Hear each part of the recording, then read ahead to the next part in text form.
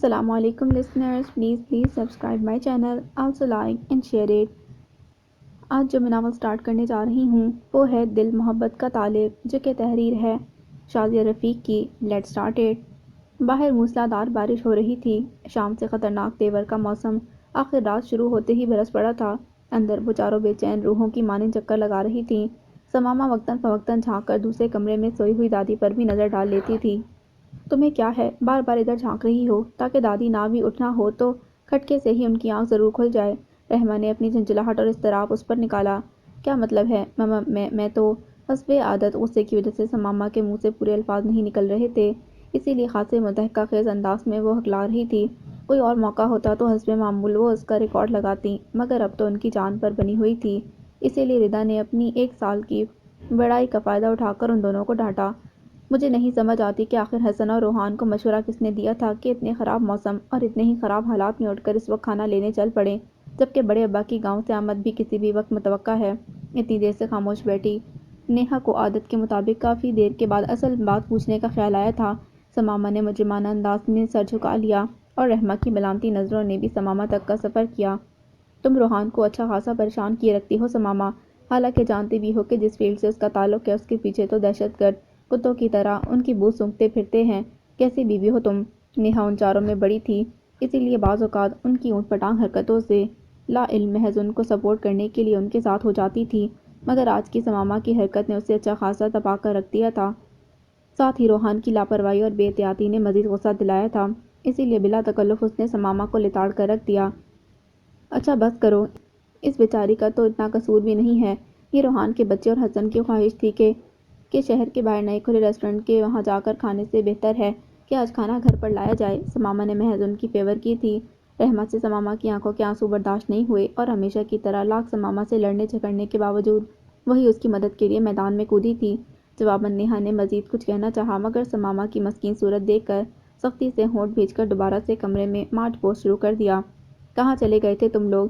2 گھنٹوں سے ہمیں سولی پر لٹکایا ہوا ہے۔ روحان نے احتیاطاً ہارن دینے کی بجائے ثمامہ کے سیل پر فون کر کے دروازہ کھولنے کا کہا تھا، اسی لیے بارش میں بھیگتی ہوئی وہ لاؤنج کے گیٹ تک کا طویل راستہ عبور کر کے پہنچی تھی۔ باقی تینوں برآمدے میں کھڑی تھیں اور اتنی دیر کی کوفت بیزاری اور سب کی ڈانٹ کا غصہ اس نے روحان پر نکالا۔ حسن تو کان دبا کر محظوظ مسکراہٹ لبوں پر سجا کر شوپر سمیت اندر بھاگ گیا تھا۔ روحان نے خاصی حیرت سے یہ انداز اور لہجہ ملاحظہ کیا، گاڑی کا دروازہ لاک کرنا بھول کر اسے دیکھنے لگا، جو خاصی خفا سی بارش میں پوری بھیگی ہوئی اسے مکمل لڑنے کے موڈ میں تھی۔ تم سے پوچھ کر ہی گیا تھا، راستے میں گاڑی خراب ہو گئی، اسی لیے دیر ہو گئی۔ جلدی خود کو سنبھال کر نارمل لہجے میں جواب دیا تو وہ بھی ایک لمحے پہلے کی بے اختیاری پر شرمندہ سی پلٹ گئی۔ کھانا واقعی بہت مزے کا تھا، اگرچہ حسن کو بھی رحمہ کی پھٹکار اور غصہ برداشت کرنا پڑا، مگر اس غصے میں جو اپنا یہ دھونس اور مان تھا اس نے حسن کو ناراض کرنے کی بجائے شاد کر دیا تھا۔ اسی لیے کھانا کھاتے وہ مزے سے سب کو اپنے ایڈونچر کا بتا رہا تھا کہ کیسے عین سڑک کے درمیان میں گاڑی نے چلنے سے انکار کر دیا اور کیسے باری باری دھکا لگا کر وہ اور روحان اسے ورک شاپ تک لے کر آئے۔ یہ روحان تو عادی ہے ایسی مشقت کا، مجھ جیسا بزنس مین بھلا کیسے سنبھالتا اس سچویشن کو۔ بڑی دقتوں سے گاڑی کو دھکا لگایا تھا، یہ بھی شکر ہے کہ ورک شاپ نزدیک ہی مل گئی، ورنہ شاید صبح تک پہنچتے جب چاچو لوگ بھی آ چکے ہوتے، اور تم لوگوں کا خراب موسم میں باہر نکلنے کا جو ایڈونچر تھا اس کا مزہ بھی چکھ لیتے۔ رضن نے ان کی بات درمیان میں ہی کاٹی۔ ہائے، مزہ تو تب آتا جب افسانوی انداز میں کسی حسینہ سے ٹکراؤ ہوتا تو۔ اس کی شرارتی بات رحمہ کے سر کے بال پکڑنے بلکہ جکڑنے کی وجہ سے درمیان میں ہی رہ گئی تھی۔ اوف ظالم بیوی، مار ڈالا! اپنے بال بمشکل چھڑاتے ہوئے وہ چیخا تو سب کے لبوں پر بے ساختہ مسکراہٹ بکھر گئی۔ نیہا کی بھٹکی ہوئی نگاہ ثمامہ پر پڑی، جو بڑی سنجیدگی سے چائے سب کو سرو کر رہی تھی۔ کھانے کے دوران بھی وہ خاموش رہی تھی، اور یہ ہمیشہ ہی ہوتا تھا۔ جو ہی روحان آ جاتا اس کی تمام شوخی باتونی پن چپ کی دبی چادر میں چھپ جاتا تھا۔ دوسری طرف بھی کم و بیش یہی صورتحال تھی، مگر روحان کی خاموشی اور گریز اس کے لیے اتنا محسوس نہیں ہوتا تھا، کیونکہ اس کا مزاج بھی شروع سے ایسا ہی تھا۔ دوسرا، اس نے اپنی زندگی کا بیشتر حصہ باہر ان سب سے دور بورڈنگ میں گزارا تھا۔ بڑے ابا اکلوتے بیٹے کی تربیت اور تعلیم کے معاملے میں بے حد سخت تھے۔ چھوٹی سی عمر میں ماں کی موت کا صدمہ، باپ کی محبت کے ساتھ ہی ان کی سخت گیر طبیعت اور پھر گھر سے دوری نے اسے وقت سے پہلے میچور، سنجیدہ اور کافی حد تک خود میں گم انسان بنا دیا تھا، اور پوسٹ سنبھالنے کے بعد وہ ان سے بالکل کٹ کر رہ گیا تھا۔ کیونکہ اس کی پوسٹنگ دوسرے شہر میں تھی، اسی لیے مہینہ 2 مہینے کے بعد ایک آدھ دن کے لیے آتا تھا، اور نیہا کو یہی بات تپاتی تھی کہ سماما ان دنوں میں بھی اس سے اتنی ہی لاپرواہی برتتی تھی جیسی شادی سے پہلے تھی۔ شادی کو سال ہو گیا تھا۔ 6 ماہ قبل رشتہ ازدواج میں منسلک ہونے والے حسن اور رحمہ کی قابل رشک انڈرسٹینڈنگ اور پیار سب کے لیے خوشی کا باعث تھا، جبکہ سماما اور روحان کی ایک دوسرے کے لیے سرد مزاجی اور بے نیاز رویہ سب کو ذہنی اذیت اور پریشانی میں مبتلا کیے ہوئے تھا۔ مگر مسئلہ یہ تھا کہ وہ دونوں ہی اپنی عائلی زندگی پر نہ تو کسی کو بات کرنے دیتے تھے اور نہ ہی کسی سے اپنا کوئی مسئلہ ڈسکس کرتے تھے۔ اسی لیے چھوٹے تو چھوٹے حتیٰ کہ بڑے بھی محض ڈھکے چھپے الفاظ میں انہیں سرزش کر پاتے تھے۔ اپنا کپ لیے بیٹھی سماما اتنی خاموش اور اپنے آپ میں گم تھی کہ بے ساختہ نیہا نے اسے پکارا۔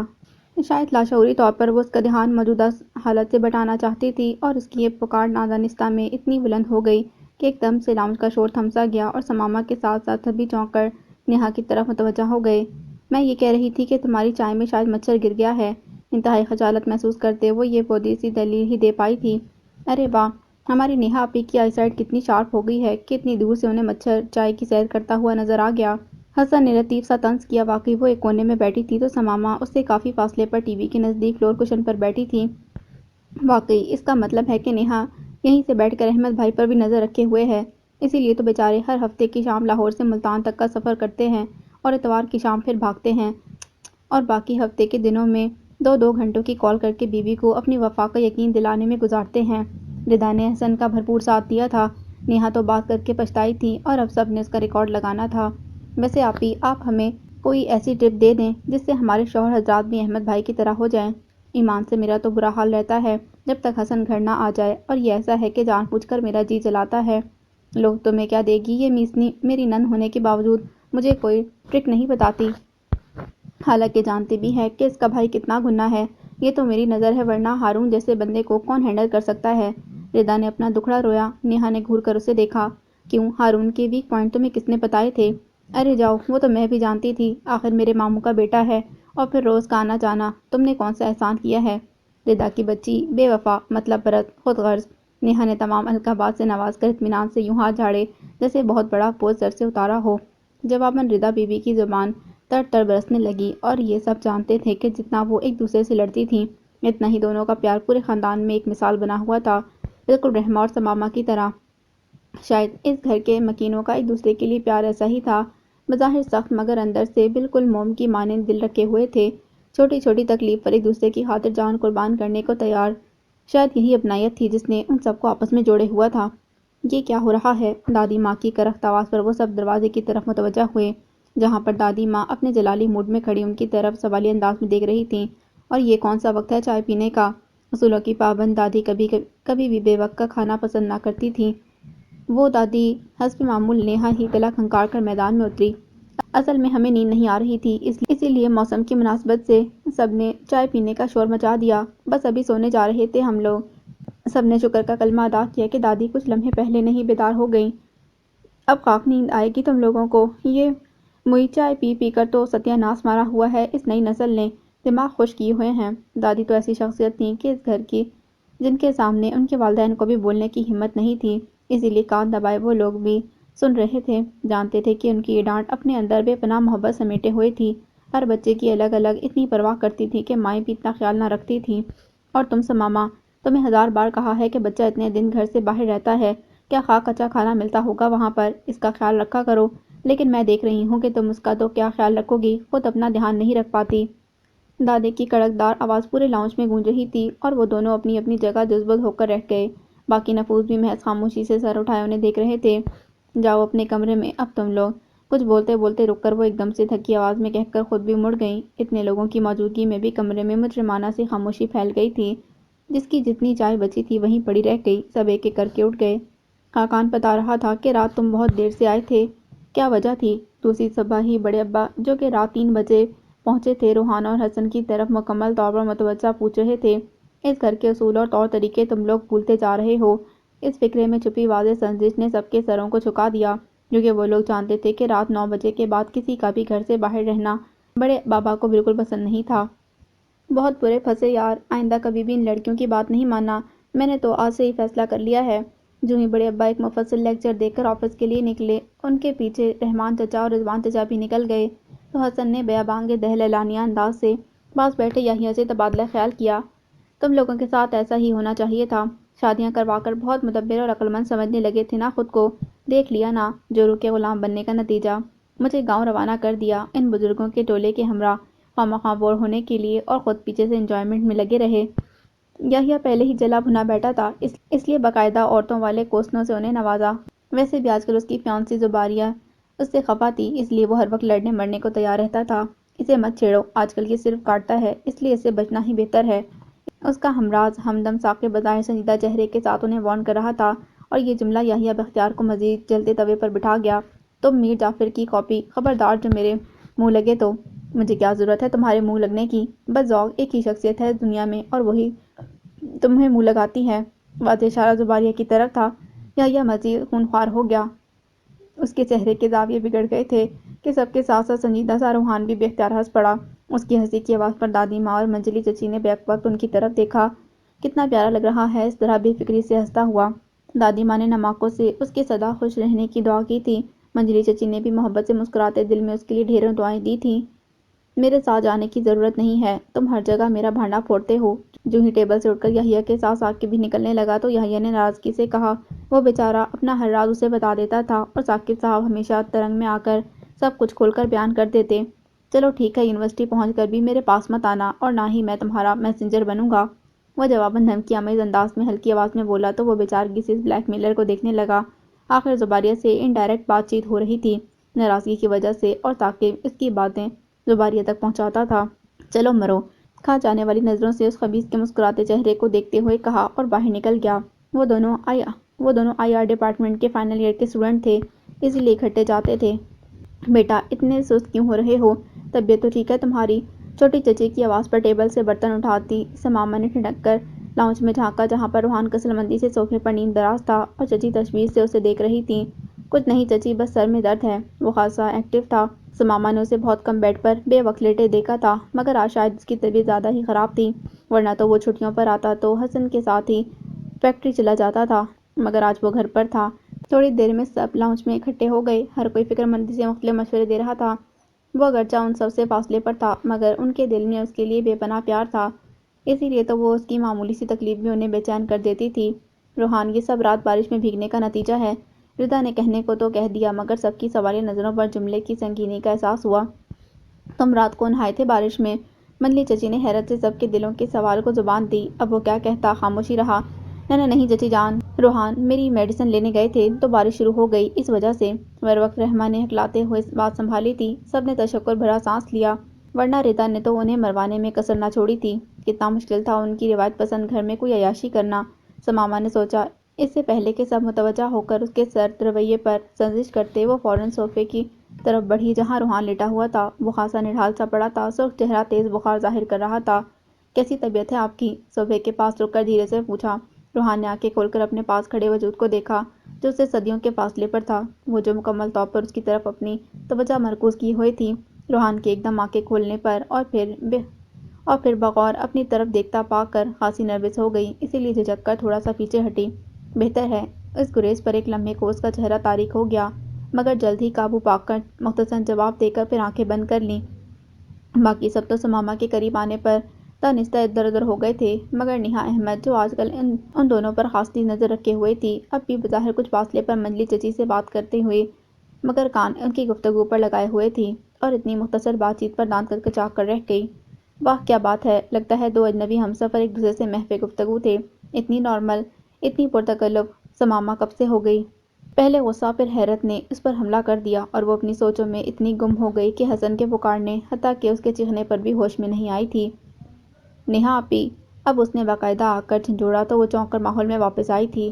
کہاں غائب ہیں؟ گھنٹے سے آپ سے پوچھ رہا ہوں کہ ڈاکٹر عمران کا سیل نمبر بتا دیں، حسن جھنجھلاتے ہوئے کہہ رہا تھا۔ وہ شرمندہ سے اپنے سیل فون میں کانٹیکٹس کھنگالنے لگی۔ پلیز میری اتنی کیئر مت کرو، مجھے عادت نہیں ہے۔ وہ 2 دن سے مسلسل اس کی خدمت کر رہی تھی، کیونکہ اگر دادی ماں کی نظروں سے بچتی تو امی کا غضبناک چہرہ بے پناہ نصیحتوں کے ساتھ سامنے آ جاتا، پھر چھوٹی چچی کی فہمائشی خاموش نظریں ہوتی، اور وہ نگاہوں کے مختلف اقسام سے بچنے کے لیے اسی میں عافیت جانتی تھی کہ محترم کی وقتاً فوقتاً مزاج پرسی کی جائے، اور آتی اس دن خاصے چڑے لہجے میں یہ حکم موصول ہوا تو اس پل سماما کا دل چاہا کہ ہاتھ میں پکڑا سوپ کا باؤل دیوار پر دے مارے۔ یا پھر اپنے سر میں، جس کی تیاری سب خواتین نے اپنے تجربات کی روشنی میں 3 گھنٹوں میں اسپیشل آرڈر پر اسے تیار کروایا تھا۔ عادت تو کسی بھی چیز کی ڈالنی پڑتی ہے، اور بعض موقعوں پر یہ سمجھ لیں کہ دوسرا فریق بھی مجبوری میں سب کچھ کر رہا ہے۔ سماما نے فوراً اس پر جتایا کہ وہ بھی خوشی سے اس کی خدمت نہیں کر رہی۔ وہ ایک لمحے کے لیے اس کی طرف دیکھتا رہ گیا۔ کیسے دور کر دیا تھا اس نے سماما کو خود سے، کیسے بھول گیا تھا کہ ساری زندگی میں قدم قدم پر وہ اس کی ضرورت تھی۔ مگر بعض اوقات ہماری معمولی کوتاہی ہمارے مستقبل کو مکمل تاریک کر دیتی ہے۔ نگاہوں کے ارتکاز پہ سماما نے جو ہی نظر اٹھائی وہ اسے دیکھتا ہوا کہیں گم تھا، اور یہ کچھ کہتی سنتی پشیمان سی نظریں ہمیشہ کی طرح وہ جھنجھلاہٹ میں مبتلا کر گئی تھیں۔ اسی لیے باؤل سائڈ ٹیبل پر پٹک کر کمرے سے نکل گئی۔ روحان نے گہرا سانس لے کر اپنے اندر کی گھٹن کو باہر نکالنا چاہا، مگر ناکام رہا۔ سفر وقت پر تحریر بدل جاتی ہے، آیت ہجر کی تفسیر بدل جاتی ہے۔ ایسا وقت بھی آتا ہے میری نیند پر جب خواب سے پہلے ہی تعبیر بدل جاتی ہے۔ بیڈ ٹاؤن سے ٹیک لگائے وہ مکمل طور پر کمبل میں گم سماما کو دیکھ رہا تھا۔ اس کا گریز اس کے لیے اجنبی نہیں تھا۔ وہ پچھلے کتنے عرصے سے یہ تکلیف دہ رویہ سہ رہا تھا، اور شاید بلکہ یقیناً اس رویے کا حقدار تھا۔ تیسری سگریٹ سلگاتے وہ بے انتہا اضمحلال کا شکار تھا۔ کل اسے واپس جانا تھا۔ آج نیہا کی بیٹی اور ردا کے بیٹے کی اکٹھی بسم اللہ تھی، اسی لیے تقریباً سارا خاندان مدعو تھا۔ پیاری سی پریا احمد اور گول مٹول سا سمیر سب کے اسپیشل پروٹوکول پر پوری تقریب میں بے حد خوش پھرتے رہے تھے۔ سماما نے پریا کو گود میں اٹھا کر پیار کیا تو اسی وقت خاندان کی خاتون بول اٹھی، روحان اب تم لوگ بھی اپنے آنگن میں رونق لگاؤ ایسی۔ سماما نے زخمی نظروں سے اپنے سے چند قدم کے فاصلے پر کھڑے روحان کو دیکھا تھا، اور وہ اپنی جگہ پر کٹ کر رہ گیا۔ بعض اوقات ہماری سادگی میں کہی ہوئی بات بھی کیسے دلوں پر زخم لگاتی ہے۔ اگر ہم جان جائیں تو کبھی بنا سوچے سمجھے نہ بولیں۔ وہ سوچ کر رہ گیا۔ وہ خاتون تو اپنی بات کہہ کر مدد سے دوسری طرف متوجہ ہو گئی، مگر یہاں دو نفوس کس اذیت میں گھر گئے ہیں۔ وہ اسے انجان تھی۔ اس کے بعد ایک دو بار سماما اسے بھی نظر آئی، مگر اس کی آنکھوں کا گلابی پن ہر بار گہرا ہی لگا تھا۔ میں اگر اسے معافی مانگوں تو سگریٹ ایش ٹرے میں مسلتے۔ اس بچکانہ سی سوچ پر وہ خود ہی استہزائیہ مسکرا دیا۔ اس کی غلطی ایسی تو نہیں تھی کہ اسے معاف کر دیا جاتا۔ تو پھر؟ دماغ نے تلخی سے سوال کیا، اور دل جواب جانتے ہوئے بھی نظریں چرانے لگا۔ کیا ساری عمر اسی دوراہے پر گزارنی ہے؟ دماغ آج کسی طور پر بخشنے پر تیار نہیں تھا۔ شاید، مبہم سا جواب دے کر دل پھر خاموش ہو گیا۔ محبت بھی ایک دم آنکھیں کھول کر سامنے آ کر سر جھٹکنے لگی تھی۔ کب تک؟ کیا عمر بھر؟ کیا میرے بنا اپنی زندگی کا ایک لمحہ بھی گزار سکتے ہو؟ اور باتیں کرتے ہو عمر بھر اس پرسرات پر گزارنے کا دعویٰ کرتے ہو؟ سسکتی ہوئی محبت نے تلخی سے دل کو جھٹلایا تھا۔ دل بے بسی سے سر پٹکنے لگا تھا۔ مضطرب سی محبت اس بے بسی پر مزید بے چین ہو گئی۔ روحان کو اپنی آنکھیں بے تحاشا جلتی محسوس ہوئیں۔ کیا واقعی آپ کو کبھی کسی سے محبت نہیں ہوئی؟ حیران آنکھیں واق کیے ہوئے سے سوال کر رہی تھی۔ نہیں، اپنے لہجے کی سختی کا اس وقت احساس نہیں ہوا تھا، مگر اب انہی الفاظ کی بات گشت پہ محسوس ہوا کہ وہ کتنا تلخ تھا اس سمے۔ اچھا، مگر مجھے تو بہت سے لوگوں سے پیار ہے۔ وہ ایک لمحے کے لیے خاموش ہوئی تھی، مگر عادت کے مطابق جلد ہی اپنے آپ پر قابو پا کر خوشگواری سے بولی، دیکھیں نا، ہم لوگ تو لگی ہیں کہ آج کل کے افراتفری اور خود غرضی کے دور میں بھی اتنے منظم اور کوآپریٹو جوائنٹ فیملی سسٹم کا حصہ ہیں، جہاں کا ہر رشتہ ہمارے لیے بے پناہ اپنائیت لیے ہوئے ہے۔ اچھا، اور یہ اس کا اچھا استہزائیت تھا یا پھر وہ اس سے اتفاق کر رہا تھا؟ سماما نہیں سمجھ سکی تھی، اور وہ اسے کیا بتاتا کہ اس نے کسی بھی رشتے کو مکمل طور پر محسوس نہیں کیا تھا، کہ وہ ان سے ہمیشہ دور ہی رہا تھا۔ اسی لیے یہ محبت، اپنائیت اور رشتوں کا خلوص سب اسے اجنبی لگے تھے۔ کبھی کبھار ویکینڈ پر یا پھر کسی سمر ویکیشن میں وہ ان کے پاس جاتا تو بھی بابا اسے کبھی کسی کورس یا دوسری ایکٹیویٹیز میں الجھائے رکھتے۔ اسی لیے تو وہ نہ جانے کون کون سی فیلڈز کے متعلق اتنی معلومات رکھتا تھا کہ جب کسی موضوع پر بولتا تو خود اسے اپنی صلاحیت پر فخر محسوس ہوتا تھا، اور بابا کا سینہ فخر سے تن جاتا تھا۔ مگر دوسری طرف وہ اپنے پیاروں سے کافی فاصلے پر ہو گیا تھا۔ صرف ماں کے رشتے کی کمی تھی اس کی زندگی میں، مگر شاید ماں ہوتی تو وہ اتنا ریزرو اور لاپرواہ نہ ہوتا، وہ اسے یقیناً سنبھال لیتی، اور شاید بابا بھی اتنے سخت نہ ہوتے۔ آج اتنے عرصے بعد اس نے یہ بات سوچی تھی۔ اسی وقت سماما نے کروٹ بدلی تو وہ چونک گیا۔ سائڈ ٹیبل پر ایش ٹرے رکھ کر ٹیبل لیمپ آف کیا اور خود بھی سونے کی کوشش کرنے لگا تھا۔ ماں، کتنا پیارا اور میٹھا لفظ ہے، اور اس کا ذائقہ تو اس سے بھی زیادہ مٹھاس بھرا ہوگا۔ میں نے ماں کو نہیں دیکھا، مگر اپنے گرد رشتوں سے اس کردار کو نبھانے والی عورتوں کو ضرور دیکھا ہے، اور تم جانتے ہو روحان، تب میں نے ہر لمحہ اپنے رب سے ایک ہی دعا کی، بلکہ دعا سے زیادہ شکوہ کہا جائے تو بہتر ہے کہ اے رب، تو نے مجھے کیوں اس رشتے سے محروم کیا؟ مجھ سے زیادہ بدنصیب شخص تو کوئی نہیں ہوگا جو ہر لمحہ ماں کے لیے ترسا ہو۔ یحییٰ آج پھر کتھارس کے موڈ میں تھا، اور جب وہ اس کیفیت میں ہوتا تو اسے سب سے بہتر سامع روحان نظر آتا، شاید اسی لیے کہ دونوں کا دکھ سانجھا تھا۔ یحییٰ بختیار روحان کی چھوٹی پھپھو تہمینہ کا اکلوتا بیٹا تھا۔ تہمینہ پھپھو اور بختیار پھوپھا کی روڈ ایکسیڈنٹ میں ڈیتھ ہو گئی تھی اور وہ اس کے بعد سے ان کے گھر کا مستقل ممبر بن گیا تھا اور اس گھر کے مکینوں کے دل تو رب نے محبت سے گوندے تھے۔ اسی لیے تو یحییٰ کے دکھ کو خود میں سمیٹ کر اسے اتنی محبتوں سے اسے سنبھالا کہ وہ خود کو اس گھر کا بیٹا ہی شمار کرنے لگا۔ کبھی کبھار وہ اپنے چچا سے ملنے چلا جاتا مگر اس کا مستقل ٹھکانہ یہی آشیانہ تھا۔ تم ایسے کیوں سوچتے ہو؟ یہ بھی تو دیکھو کہ رب نے تمہیں کتنی نعمتوں سے نوازا ہے۔ آج نہیں تو کل سب کو ایک ایک کر کے یہاں سے جانا ہی ہے۔ تم خود کو کیوں بدقسمت گردانتے ہو؟ یار تم تو محبتوں کے معاملے میں بہت خوش قسمت ہو۔ یحییٰ کو سمجھاتے ہوئے وہ یہ بھول گیا تھا کہ رات وہ خود بھی تو رب سے شکوہ کناں تھا۔ ماں کی محرومی کے سلسلے میں وہ خود بھی تو خود اذیتی کا بارہا شکار رہا تھا۔ ہر انسان کہیں نہ کہیں بھی دکھ کو جھیل رہا ہے۔ جب تم ارد گرد دیکھو گے تو احساس ہوگا کہ کتنے بد نصیب لوگ اس دنیا میں جی رہے ہیں۔ تم نے کل دیکھا تھا نا کہ وہ ننھا سا بچہ مارکیٹ میں، وہ اسے کل کا واقعہ یاد دلا رہا تھا اور یحییٰ کو یاد آیا کہ کل جب وہ اور روحان مارکیٹ سے اپنی کچھ ذاتی چیزیں خریدنے کے لیے گئے تھے تو اچانک ایک اسٹور سے نکلتے ہوئے ایک چھوٹا سا توتلا بچہ سامنے آ گیا جس کے پاؤں ننگے تھے اور اس کی عمر بمشکل 3 یا 4 سال ہوگی۔ دے لے لو بھائی، یہ لے لو بھائی۔ ٹیشو کے چند پیکٹ سامنے کیے وہ بڑی آس سے ان کی طرف دیکھ رہا تھا۔ اس کی آنکھوں میں امید کے ساتھ جو چمک تھی اس نے روحان کے ساتھ یحییٰ کو بھی دلچسپی لینے پر مجبور کر دیا۔ ارے تم تو بہت چھوٹے ہو، پھر تم کیوں پھر رہے ہو؟ یحییٰ نے بے اختیار سوال کیا۔ جواباً اس بچے کے چہرے پر معصوم سی مسکراہٹ پھیل گئی جیسے وہ اس کا جواب نہ جانتا ہو۔ بیٹا تم نے جوتا کیوں نہیں پہنا؟ کیا تمہیں اپنے پاؤں چلتے ہوئے نہیں لگے؟ روحان نے گھٹنوں کے بل اس کے پاس بیٹھتے ہوئے پوچھا۔ بچہ اتنی توجہ پر گھبرا سا گیا۔ دے لے لو بھائی۔ وہ شاید اس فقرے کے علاوہ کوئی اور جملہ بولنا نہیں جانتا تھا۔ ان دونوں کو تعصب نے گھیر لیا کہ کیسے اتنے سے بچے کو معصومیت کو، اس کی بچپن کی عمر کو برباد کیا جا رہا ہے۔ تمہارے ماں باپ کیا کرتے ہیں؟ ماں، اس نے حیرت سے سر اٹھا کر یہ لفظ دہرایا تھا۔ میری ماں مر گئی، میری ماں مر گئی۔ اس جواب نے ان دونوں کو سن کر دیا۔ مزید کچھ کہنے کی ہمت نہ ہوئی تھی، اسی لیے خاموشی سے اپنی جیبوں سے پیسے نکال کر اس کے ہاتھ میں پکڑا دیے۔ جاؤ بیٹا، جوتے کے بغیر دوبارہ باہر نہ نکلنا۔ تمہاری ماں ہوتی تو کبھی تمہیں تپتی دوپہر میں یوں باہر نہ جانے دیتی۔ آخری جملہ بڑبڑاہٹ کی صورت میں ادا کر کے روحان نے بچے کے سر پر پیار سے ہاتھ پھیرا اور بچہ لال نوٹ دیکھ کر خوشی سے اچھلتا آگے بڑھ گیا اور وہ سوچتے رہ گئے کہ دنیا میں اس بچے کی مانند ہی ہر ایک کو جینا چاہیے جو اپنے دکھ سے واقف بھی تھا مگر چھوٹی سی خوشی کے ملنے پر وہ اپنے اس دکھ کو اپنے اندر کہیں لمحاتی طور پر دفن کر کے خوشی کا وقت تھام لیتا تھا۔ اس بچے کی مانند زندگی گزارو۔ اللہ اگر ایک چیز لیتا ہے تو اس کے بدلے میں کتنی نعمتیں عطا کر دیتا ہے، مگر ہم بے صبرے اور ناشکرے بندے اس چیز کو محرومی کا نام روتے روتے ہیں اور دوسری بے شمار نعمتوں کو بھول جاتے ہیں۔ یہ بندگی تو نہیں۔ روحان دھیمے سے اسے سمجھا رہا تھا اور وہ ہمیشہ کی طرح پرسکون ہو رہا تھا۔ آج تہمینہ پھپھو کی برسی تھی۔ ایکسیڈنٹ کے بعد پھپھو تو موقع پر ہی فوت ہو گئی تھی مگر پھپھا 10 روز تک زندہ رہنے کے بعد فوت ہوئے تھے، اسی لیے ان دونوں کی برسی پر یوں ہی ڈسٹرب رہتا تھا۔ روحان بھی پھپھو کی برسی کی وجہ سے آج رک گیا تھا ورنہ اس کی شام کی فلائٹ تھی، اب اسے صبح جانا تھا۔ روحان، تم ہمیشہ مجھے سمجھاتے ہو، میں نے بھی کبھی تمہیں اس طرح بے چین نہیں دیکھا، آخر تم بھی تو یہ دکھ سہ رہے ہو۔ یحییٰ کو روحان کی ضبط پر بہت حیرت ہوئی تھی۔ آج اتنے عرصے کے بعد وہ بے ساختہ اپنی حیرت کا اظہار اس سے کر گیا تھا۔ روحان کے ہونٹوں پر پھیلی پھیکی سی مسکراہٹ۔ وہ اسے کیا بتاتا، اس نے تو ماں کا رشتہ اپنے بچپن سے دیکھا ہی نہیں تھا، پھر وہ کیسے اپنے دکھ کو بیان کرتا؟ ماں اس کے پیدائش کے 2 سالوں بعد اس دنیا سے چلی گئی تھی، پھر وہ کیسے اس لمس کو محسوس کرتا؟ اسی لیے تو وہ ہر اظہار کے معاملے میں اناڑی تھا۔ بے چینی کسے نہیں ہوتی؟ ہر رشتہ ہماری زندگی میں اپنا مقام رکھتا ہے، جب وہ جگہ خالی ہو جاتی ہے تو اس کی کمی محسوس کسے نہیں ہوتی؟ یہیں پر آ کر انسان بے بس ہو جاتا ہے۔ وہ رب سب جانتا ہے، کسے کتنا دینا ہے اور کہاں دینا ہے وہ اختیار رکھتا ہے، پھر ہم کیسے اسے شکوہ کر سکتے ہیں کم یا زیادہ دینے پر؟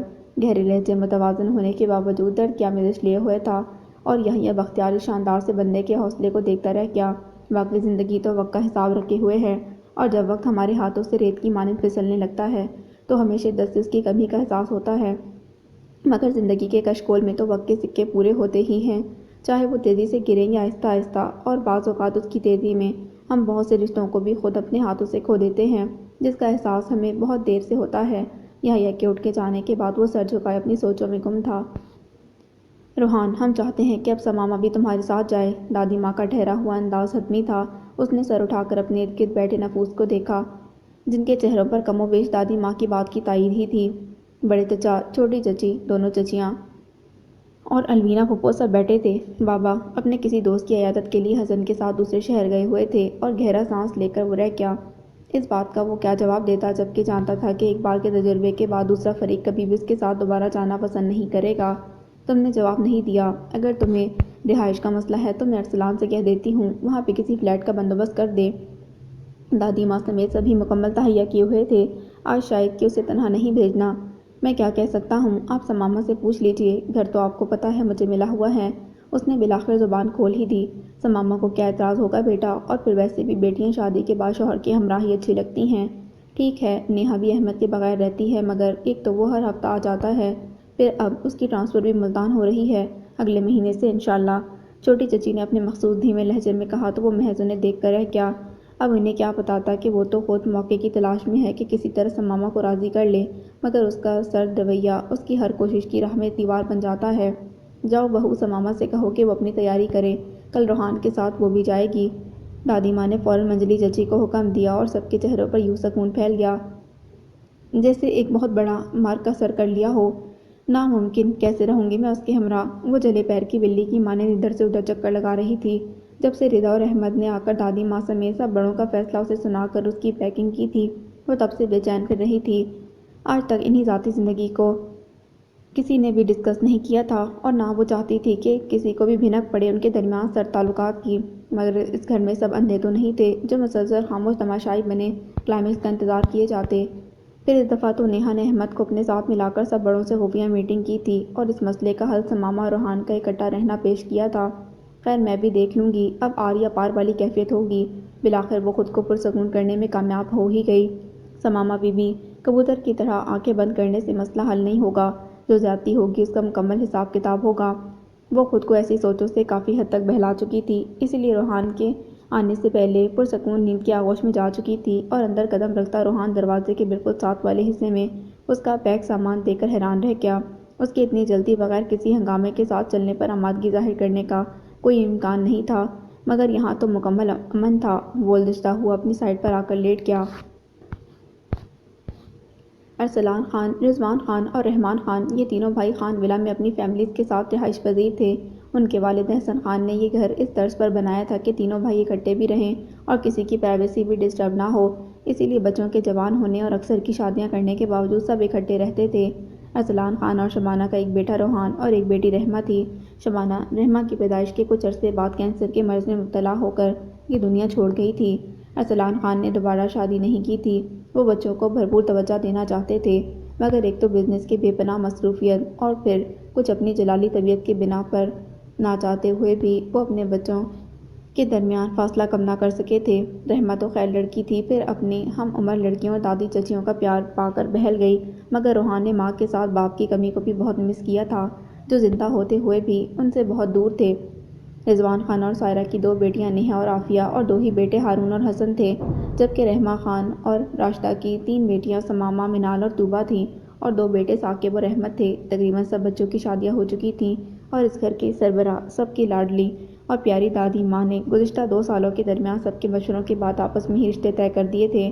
بقول دادی ماں کے اگر گھروں میں بہتر جوڑ موجود ہوں تو باہر جانے کی کوئی ضرورت نہیں ہے، اور آنے والے وقت نے ثابت بھی کر دیا کہ ان کا یہ فیصلہ کتنا درست تھا۔ ان کے گھر کا ماحول دوستانہ اور بے تکلفانہ تھا، سب آپس میں محبت سے رہتے تھے۔ صرف ایک دکھ تھا جس نے خان ولا کے ماحول کے حقیقی رشتوں کو چھین لیا تھا، وہ شبانہ کی وفات کے بعد تہمینہ اور ان کے شوہر کی ناگہانی موت تھی۔ یہ ایسا غم تھا جو سب کے دلوں کو آہستہ آہستہ سلگاتا جا رہا تھا۔ اگرچہ سب ہنستے بولتے تھے، مگر یہ زخم موجود ہی تھا۔ تہمینہ کے بعد ان کے پاس صرف ایک ہی اکلوتی پھوپھی تھی، الوینا، جو سب بچوں میں مقبول اور ہر دل عزیز تھی۔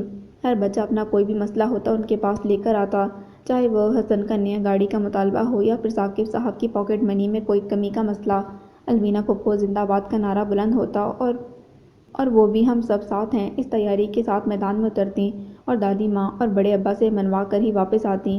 ان کی بیٹی ردا کی شادی ہارون سے ہوئی تھی اور اس کے علاوہ 2 بیٹے زاویار اور زین جڑواں تھے، اور دونوں ثاقب اور یحییٰ کے کلاس فیلوز بھی تھے۔ اس طرح سے آج کی گہما گہمی کے دور میں خان ولا محبتوں کا گہوارہ بنا بہت سے لوگوں کے لیے رشک کا باعث تھا۔ کیا بات ہے، طبیعت تو ٹھیک ہے؟ اس نے تشویش سے اس کے سرخ چہرے اور متورم آنکھوں کو دیکھا۔ سماما نے ذرا کی نظر اٹھا کر دیکھا اور دوبارہ سے روٹی بیلنے میں مصروف ہو گئی۔ وہ بہت کم اس کی کسی بات کا جواب دیتی تھی، اور اس کی یہ بے نیازی بعض اوقات روحان کی روایتی خان خون کھولا کر رکھ دیتی تھی۔ اب بھی یہی ہوا تھا۔ ایک تو وہ خاصا تھکا ہوا گھر لوٹا تھا۔ 3 دن کے ٹف شیڈیول اور محنت کے بعد وہ دہشت گردی کے بہت بڑے نیٹ ورک کا سراغ لگانے میں کامیاب ہو سکا تھا۔ اس کو یہ ٹارگٹ ملتان میں اس کی چھٹیوں کے دوران ہی ملا تھا، جسے ہر صورت پورا کرنے کی دھن اس پر سوار تھی، اور آج بالآخر 3 راتوں کی بے خوابی اور دن کی سر توڑ محنت نے اسے کامیابی دے دی تھی۔ اسپیشل برانچ کے آئی جی سردار نوریس سے بے پناہ تعریفیں سمیٹ کر وہ گھر آیا تھا کہ وہ شروع سے ہی بہت محنتی، اصول پسند اور اپنے فرائض کے لیے سخت مشہور تھا، اور اس کے یہی اوصاف سینئرز میں بہت پسند کیے جاتے تھے۔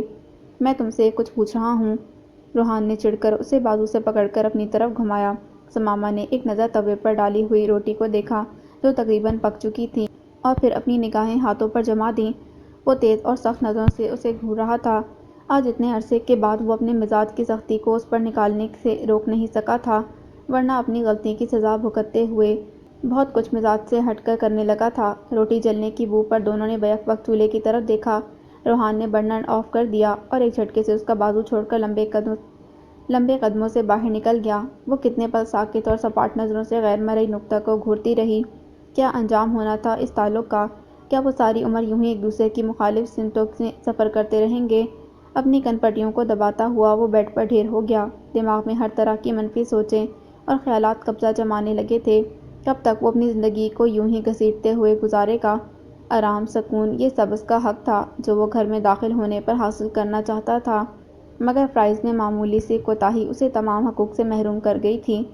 زندگی میں مایوسی اور امید کے درمیان بہت معمولی سا فاصلہ ہوتا ہے، اور جب ہم ان دونوں کے بیچ کھڑے ہوں تو شیطان ہمیں بھڑکا کر خوش رنگ خواب دکھاتا ہے اور اپنے راستے کی طرف کھینچتا ہے۔ اگر انسان ذرا سا کمزور پڑ جائے تو بآسانی اس راہ کا مسافر بن جاتا ہے، اور میری یہ بات ہمیشہ یاد رکھنا کہ مایوس ہونا زندگی کی تلخ حقیقتوں سے عارضی فرار ہی سہی، مگر آنے والی زندگی کو ہم اس طرح اندھیروں کے حوالے کر دیتے ہیں۔ بابا کبھی موڈ میں ہوتے تو اپنی اسٹڈی روم میں اسے بلا کر گھنٹوں ایسی چھوٹی چھوٹی باتیں اس سے کرتے تھے، لیکن بہت دفعہ انہیں لگتا کہ ان کی باتیں سننے کی بجائے وہ سر جھکائے اپنی سوچوں میں گم ہوتا تھا۔ اسی لیے تو بہت دفعہ بات کرتے کرتے وہ چپ کر جاتے تھے۔ روحان باوجود چاہنے کے انہیں کبھی نہیں بتا سکا تھا کہ وہ ان کی کہی ہوئی ہر بات کو نہ صرف پورے دھیان سے سنتا ہے بلکہ اپنی زندگی میں بہت جگہ پر ان کو اپلائی بھی کرتا ہے۔ نہ جانے کیوں ان دونوں میں باپ بیٹا والی بات ہی نہیں تھی۔ یہ نہیں تھا کہ وہ ان سے بات نہیں کرتا تھا، بلکہ ہاسٹل میں آنے کے بعد بہت دفعہ ان دونوں میں لمبی لمبی بحثیں ہوتی تھیں۔ کھیل، سیاست، مذہب، ہر موضوع زیر گفتگو رہتا، مگر جہاں بات ذاتیات پر آتی وہاں پر ایک دیوار سی تن جاتی ان کے بیچ میں۔ اب بھی تو جب وہ نیگیٹو ہونے لگا تھا تو بابا کی تسلی بھری نصیحت بے اختیار یاد آ گئی تھی، مگر وہ بھی کیا کرتا؟ آخر کب تک وہ سماما کا رویہ نظر انداز کرتا؟ ان کا ریلیشن ایسا تھا کہ وہ ایک دوسرے سے چاہتے ہوئے بھی لا تعلق نہیں رہ سکتے تھے، پھر وہ کیوں اسے اتنا آزما رہی تھی؟ ایک ایسی خطا جو اس کی دانستہ نہیں تھی، اس پر وہ اسے سزا دینے پر تلی ہوئی تھی۔ وہ کب تک برداشت کرے؟ اپنے پھٹے ہوئے سر کو دباتے ہوئے وہ سخت مزمل اور ڈپریس تھا۔ شادی کا شروع کا پیریڈ ایک خواب ہی لگتا تھا جو پلک جھپکنے پر ٹوٹ گیا تھا۔ اسے لگتا تھا کہ وہ بالکل نارمل لوگوں کی طرح سب سے بیہیو کرنے لگے گا، سب میں گھل مل جائے گا، محبت کا اظہار کرنا بھی سیکھ جائے گا، کیونکہ جو لڑکی اس کی شریک سفر بنی تھی اس میں محبت کوٹ کوٹ کر بھری تھی۔ وہ جانتی تھی کہ زندگی سے خوبصورت اور رنگین پل کیسے چرانے ہیں، جو یقیناً اس جیسے پتھر کو موم کرنے کی بھی صلاحیت رکھتی تھی، مگر وہ تو بہت جلد تھک گئی تھی۔ ابھی تو روحان خان نے محبت کا پہلا سبق ہی پڑھنے کی کوشش کی تھی، اور سماما نے اس کتاب کو بند کر کے پھینک دیا تھا۔ یہ چائے لے لیں۔ آہستگی سے دروازہ کھول کر وہ اندر آئی تھی، اسی لیے اپنی سوچوں میں گم روحان اس کی آمد سے بے خبر رہا تھا۔ اپنی بے تحاشا جلتی آنکھوں کو بمشکل کھول کر اس نے سائڈ ٹیبل پر دیکھا جہاں چائے کے کپ کے ساتھ ٹیبلٹ پڑی تھی۔ وہ چائے رکھ کر پلٹ چکی تھی۔ کیا چیز ہے یار یہ لڑکی بھی؟ بے اختیار مسکراتے لب کھینچ کر وہ سوچ کر رہ گیا تھا۔ بہت دن ہو گئے ہیں اب تو روحان اور سماما کو گئے ہوئے۔ دادی ماں نے تسبیح کرتے ہوئے بآواز بلند سوچا۔ پاس بیٹھی راشدہ چچی نے ہاتھ روک کر ان کی طرف دیکھا، مگر پھر کوئی بھی تبصرہ کیے بنا سر جھکا کر دوبارہ مٹر چھیلنے لگی تھیں۔ وہ جانتی تھیں کہ سماما ان سے سخت خفا ہے۔ نہ جانے اس لڑکی کے دماغ میں کون سا ایسا کیڑا کلبلا رہا تھا کہ وہ کسی کی بات ہی نہیں مانتی تھی۔ اب بھی پہلے روحان کے ساتھ جانے سے انکاری تھی۔ جب انہوں نے سختی سے کہا تو مان تو گئی، مگر اپنی خفگی کا اظہار بارہا کرتی رہی۔ پھر کچھ دن پہلے انہوں نے فون پر اسے اپنے میڈیکل چیک اپ کا کہا تو بری طرح بھڑک اٹھی تھی۔ کیا ہے امی، آپ لوگ مجھے جینے دیں گے یا پھر نہیں؟ کبھی کوئی نصیحت کرنے چلا آ رہا ہے اور کبھی کوئی مشورہ دے رہا ہے۔ میری بھی ذاتی زندگی ہے جس میں کسی کی بھی مداخلت مجھے ڈسٹرب کر دیتی ہے۔ اس کا بدتمیز اور اکھڑ رویہ انہیں سوچنے پر مجبور کر گیا کہ ان کی تربیت میں کہاں کمی رہ گئی ہے، حالانکہ وہ اتنی گستاخ کبھی نہیں رہی تھی۔ پھر کیا ہوا تھا ایسا کہ وہ دن بدن چڑچڑی اور بدمزہ ہوتی جا رہی تھی؟ وہ اس گھر میں رہتی تھیں، پھر ان کی بیٹی کیوں اتنی الجھی ہوئی اور بے سکون تھی؟ اپنی سوچوں میں وہ اس قدر گم تھیں کہ محسوس ہی نہ کر سکیں کہ کافی دیر سے دادی ماں کی نگاہوں کی زد میں ہیں۔ کیا بات ہے چھوٹی بہو، مجھے تم کچھ پریشان سی لگ رہی ہو؟ وہ دیکھ سکتی تھیں کہ کافی دیر سے مٹر کے چھلکے کو پکڑے بے خیالی میں بارہا چیل رہی تھیں۔ ان کا اضطراب اور بے چینی ہر انداز سے متحشہ تھی۔ کچھ نہیں اماں، گہری سانس بھر کر انہوں نے چھلکا ٹوکری میں پھینکا اور نظریں چراتی مٹر اٹھا کر کچن کی طرف بڑھ گئیں۔ اماں نے کافی دیر تک ان کی پشت کو پرسوچ نگاہوں سے دیکھا، جانے کیا بات تھی جسے چھوٹی بہو ان سے چھپا رہی تھی۔ حالانکہ آج تک ایسا کچھ بھی نہ ہوا تھا اور کریدنا ان کی عادت نہ تھی، اسی لیے ٹھنڈی سانس بھر کر دوبارہ تسبیح کی طرف متوجہ ہو گئیں۔ ثمامہ کہاں ہے؟ وہ آفس سے آیا تو کافی دیر تک لاؤنج میں اس کی آمد نہ ہوئی، ورنہ جیسے ہی وہ آتا تو کچھ دیر کے بعد وہ ارد گرد پھرتی نظر آ جاتی، اگرچہ اس سے بے نیاز مگر اپنے کام میں مگن پھر رہی ہوتی۔ مگر آج وہ کہیں بھی نظر نہیں آئی تھی، اسی لیے چینج کرنے کے بعد اس نے کام کرتی ہاجرہ سے پوچھا، ان کی طبیعت ٹھیک نہیں ہے، شاید بخار زیادہ ہو گیا ہے، اسی لیے صبح سے گیسٹ روم میں لیٹی ہوئی ہیں۔ میں نے تو کہا تھا کہ آپ کو فون کر دوں مگر وہ نہیں مانی، اسی لیے۔ بے تحاشا بولنے کی شوقین ہاجرہ تفصیل سے جواب دے رہی تھی اور اس کا سر دکھنے لگا تھا، اسی لیے اس کی بات کے درمیان میں ہی وہ سر ہلاتا کچن میں نکل آیا۔ سوپ میں چمچ چلاتی ہاجرہ بی بی دوبارہ کنکناہٹ میں مشغول ہو گئیں، کیونکہ اگر کوئی سننے والا یا بات کرنے والا نہ ہوتا تو وہ گنگنا کر اپنے منہ کو چلائے رکھتی تھیں۔ اگر طبیعت زیادہ خراب ہو گئی تھی تو فون تو کروا سکتی تھی نا؟ مر تو نہیں گیا تھا میں؟ وہ اس پر برس رہا تھا جو بخار کی شدت سے نڈھال سرخ چہرہ لیے پڑی تھی۔ روحان کا غصہ بتدریج بڑھنے لگا تھا۔ کیا تھا جو کل وہ اس کی بات مان کر ڈاکٹر کے پاس چلی جاتی تو اتنی بیماری تو نہ بڑھتی، مگر اسے تو عادت ہو گئی تھی روحان کو اور خود کو اذیت دینے کی۔ کس قدر ضدی اور ہٹ دھرم ہو گئی ہے۔ شادی سے پہلے تو شاید ایسی ہی نہ تھی، بلکہ شادی کے بعد بھی نہیں، اب ایسی ہو گئی ہے۔ اس پر نظریں جمائے وہ سوچ رہا تھا، پھر گہرا سانس لے کر ڈاکٹر زاہد کو فون ملانے لگا۔ الجھ نہ جائے طبیعت یہ ذکر رہنے دو، کسے ہے کس سے محبت یہ ذکر رہنے دو، یہ عشق و محبت کے فسانے کھل نہ جائے حقیقت یہ ذکر رہنے دو، وہ میرے ہو کر بھی میرے نہ ہوئے طیب، مجھے رہی کیا کیا نہ حسرت یہ ذکر رہنے دو۔ اتنی بڑی بات ہو گئی اور تم لوگوں نے کسی کو بتانا مناسب نہیں سمجھا۔ نیہا نے تعصب سے اس کے جھکے سر کو دیکھا، وہ کیا جواب دیتا، اسی لیے وہ اتنی الجھی ہوئی اور تم سے کھنچ رہی تھی اور ہم سمجھے کہ شاید وہ تمہارے مزاج کو صحیح نہیں سمجھ پائی، اسی لیے وہ اتنی خاموش ہو گئی ہے اور ہم سب لوگوں سے ناراض ہے۔ یہ ردا آپی تھیں جو ہمیشہ دیر سے مگر کافی سوچنے کے بعد بولنے کی عادی تھیں۔ وہ دونوں آج صبح کی فلائٹ سے پہنچے تھے۔ ثمامہ کا بخار بگڑ گیا تھا، اسے ہاسپٹل میں ایڈمٹ کروانا پڑا تھا، جہاں 4 گھنٹے مسلسل بے ہوش رہنے کے بعد وہ آدھی رات کو ہوش میں آئی تھی، مگر روحان کے ہوش صحیح معنوں میں اڑا گئی تھی، اسی لیے اس نے گھر فون کر کے کسی کو اپنے پاس آنے کے لیے کہا تھا۔ ثمامہ کی خراب طبیعت کا تو نہیں بتایا کہ سب گھبرا جاتے، بس نیہا سے ریکویسٹ کی تھی کہ کسی طرح صبح کی فلائٹ سے آ جائے، اور اب وہ سامنے بیٹھی تفتیش کر رہی تھیں۔ ثمامہ دواؤں کے زیر اثر سو رہی تھی اور روحان ان کی پیشی بھگت رہا تھا۔ دیکھو روحان، سنجیدگی بہت اچھی چیز ہے، مگر کسی معاملے میں کسی چیز کی زیادتی ہمیشہ معاملہ بگاڑ دیتی ہے۔ تم سب سے گھلتے ملتے کم تھے، یہ ہم سمجھتے ہیں کہ تمہاری عادت ہے، مگر یہ بھی تو دیکھتے کہ تم سب سے محبت کرتے ہیں، کہ سب تم سے محبت کرتے ہیں، تمہاری کیئر کرتے ہیں، تمہارے چہرے کی ہر شگن کو پڑھنا جانتے ہیں۔ تمہارا کیا خیال ہے کہ تمہیں کوئی کچھ نہیں کہتا تو کیا تم سے لاپرواہ ہیں؟ نہیں، بلکہ تمہیں ٹائم دے رہے ہیں کہ تم خود اس چیز کو محسوس کرو اور اپنے احساسات کو ہم سے شیئر کرو، مگر تم نے تو کیا ثمامہ تک نے خود کو سب سے الگ کر لیا۔ اتنا بڑا حادثہ ہو گیا اور ہم سب سے چھپا گئے۔ نیہا کو صحیح معنوں میں بے پناہ دکھ ہوا تھا، اسی لیے مسلسل بولتے ہوئے اس کی آواز آخر میں رن گئی تھی۔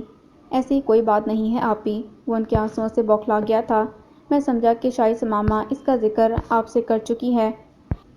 وہ چپ ہو گیا۔ ردا نے خاموش نظروں سے نیہا کی طرف دیکھا، وہ بھی اس کی طرف متوجہ تھی۔ اس کی نگاہوں کا مفہوم بھانپ گئی، مگر ظاہر ہے اتنی کھلی بات وہ روحان سے نہیں پوچھ سکتی تھی، اسی لیے انہیں سماما کے اٹھنے کا انتظار کرنا تھا۔ اسی لیے گہرا سانس لے کر اٹھ کھڑی ہوئیں۔ ابھی انہیں گھر جا کر پرہیزی کھانا بنا کر لانا تھا، اور روحان کا بھی انہیں معلوم تھا کہ یقیناً اس نے صبح سے کچھ نہیں کھایا ہوگا، کیونکہ ہوٹل وغیرہ کے کھانے اسے کبھی بھی پسند نہیں رہے تھے۔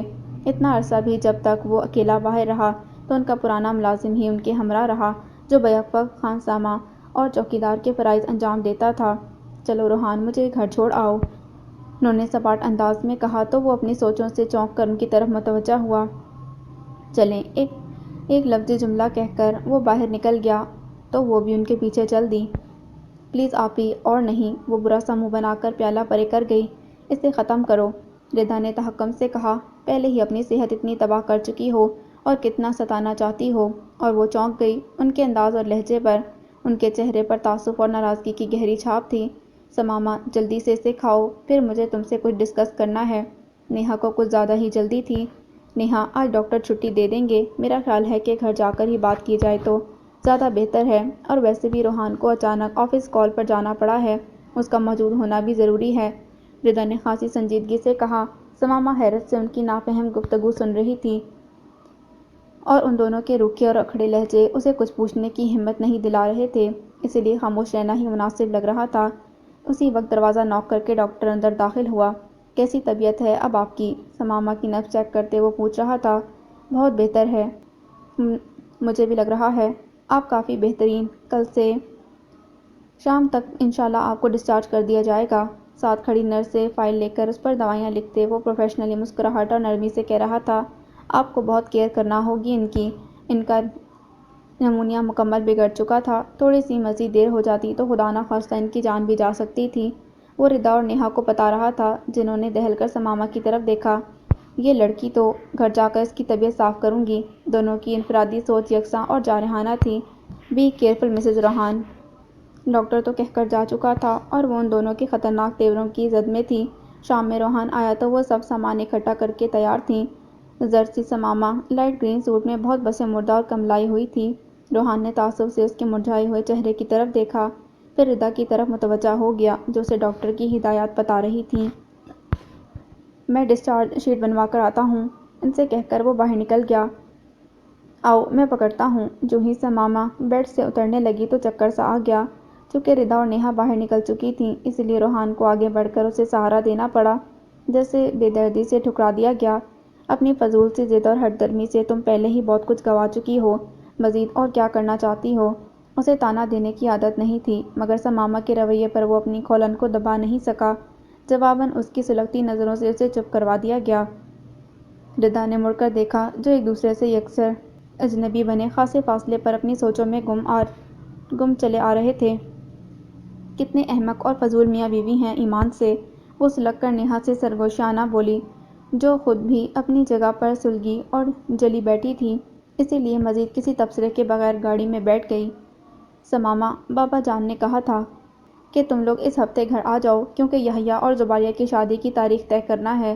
اگر تم لوگوں کا پروگرام ہو تو ہم دونوں بھی ساتھ چلتے ہیں، ورنہ ہماری کل کی سیٹیں کنفرم کروا دو، ردا نے اطلاع کر دی۔ سوالیہ انداز سے روحان کی طرف دیکھا۔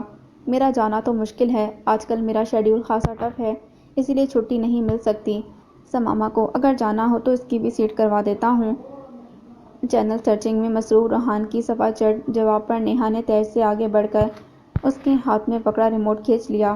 تمہارا ہر ایونٹ پر غیر حاضر ہونا لازم ہو چکا ہے روحان، اتنے فاصلے مت پیدا کرو کہ اگر پلٹنا چاہو تو وقت تمہارے ہاتھ سے نکل چکا ہو۔ سماما ناسمجھی سے ان لوگوں کی طرف دیکھ رہی تھی۔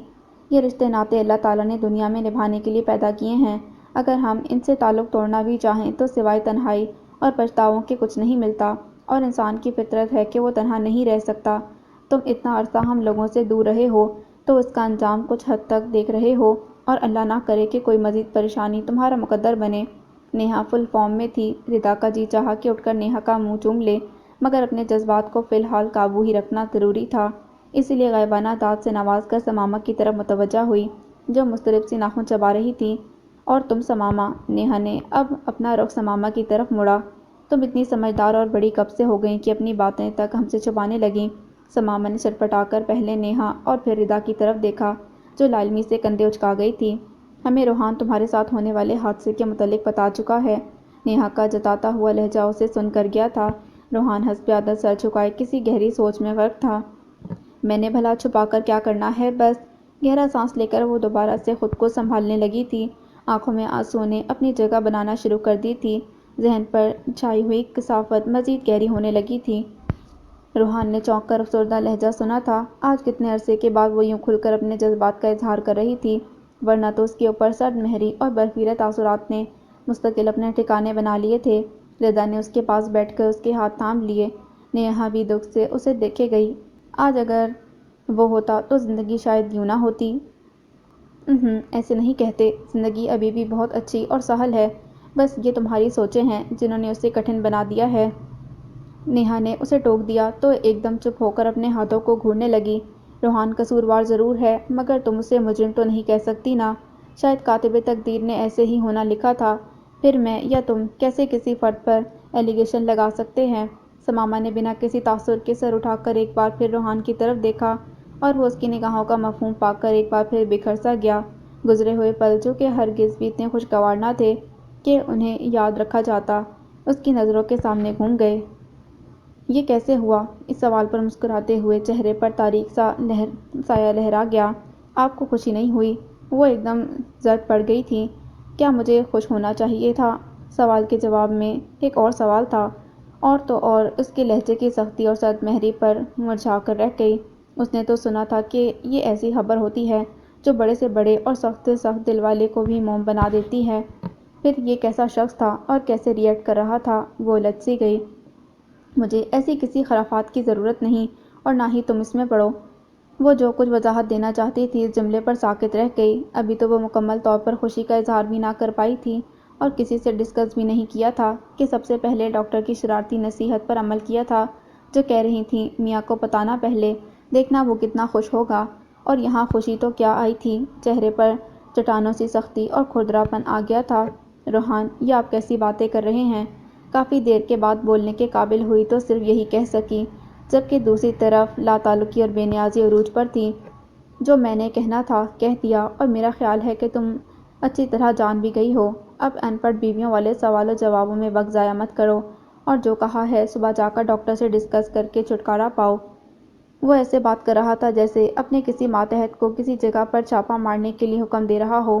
لہجہ ہر طرح کی نرمی اور حلاوت سے خالی تھا۔ سماما نے منہ پر ہاتھ رکھ کر اپنی سسکی کو بے اختیار روکا۔ کیسا شخص تھا جو اپنی اولاد کے لیے چھٹکارا جیسا لفظ استعمال کر رہا تھا؟ وہ بچہ جو ابھی دنیا میں آیا بھی نہ تھا اور اس کی نفرت کا شکار ہو رہا تھا، وہ کیسے یہ سب بتاتی اور کیسے اسے بحث کرتی جو اس کے مزید کچھ کہنے سے پہلے ہاتھ اٹھا کر اسے فقط بس کہہ کر باہر نکل گیا تھا۔ سماما نے اپنے اندر سے اٹھتے طیش اور دکھ کے جذبات کو آنسوؤں کی صورت میں بہنے دیا اور نڈھال سی سر پکڑ کر بیڈ پر بیٹھ گئی۔ آنے والے دنوں نے روحان کی بیزاری اور سختی کو مزید بڑھا دیا۔ کچھ دن تک تو وہ فقط سوالیہ سرد نظروں سے اسے دیکھتا رہا اور وہ ان خاموش نگاہوں کا مفہوم سمجھتے ہوئے بھی انجان بنی رہی۔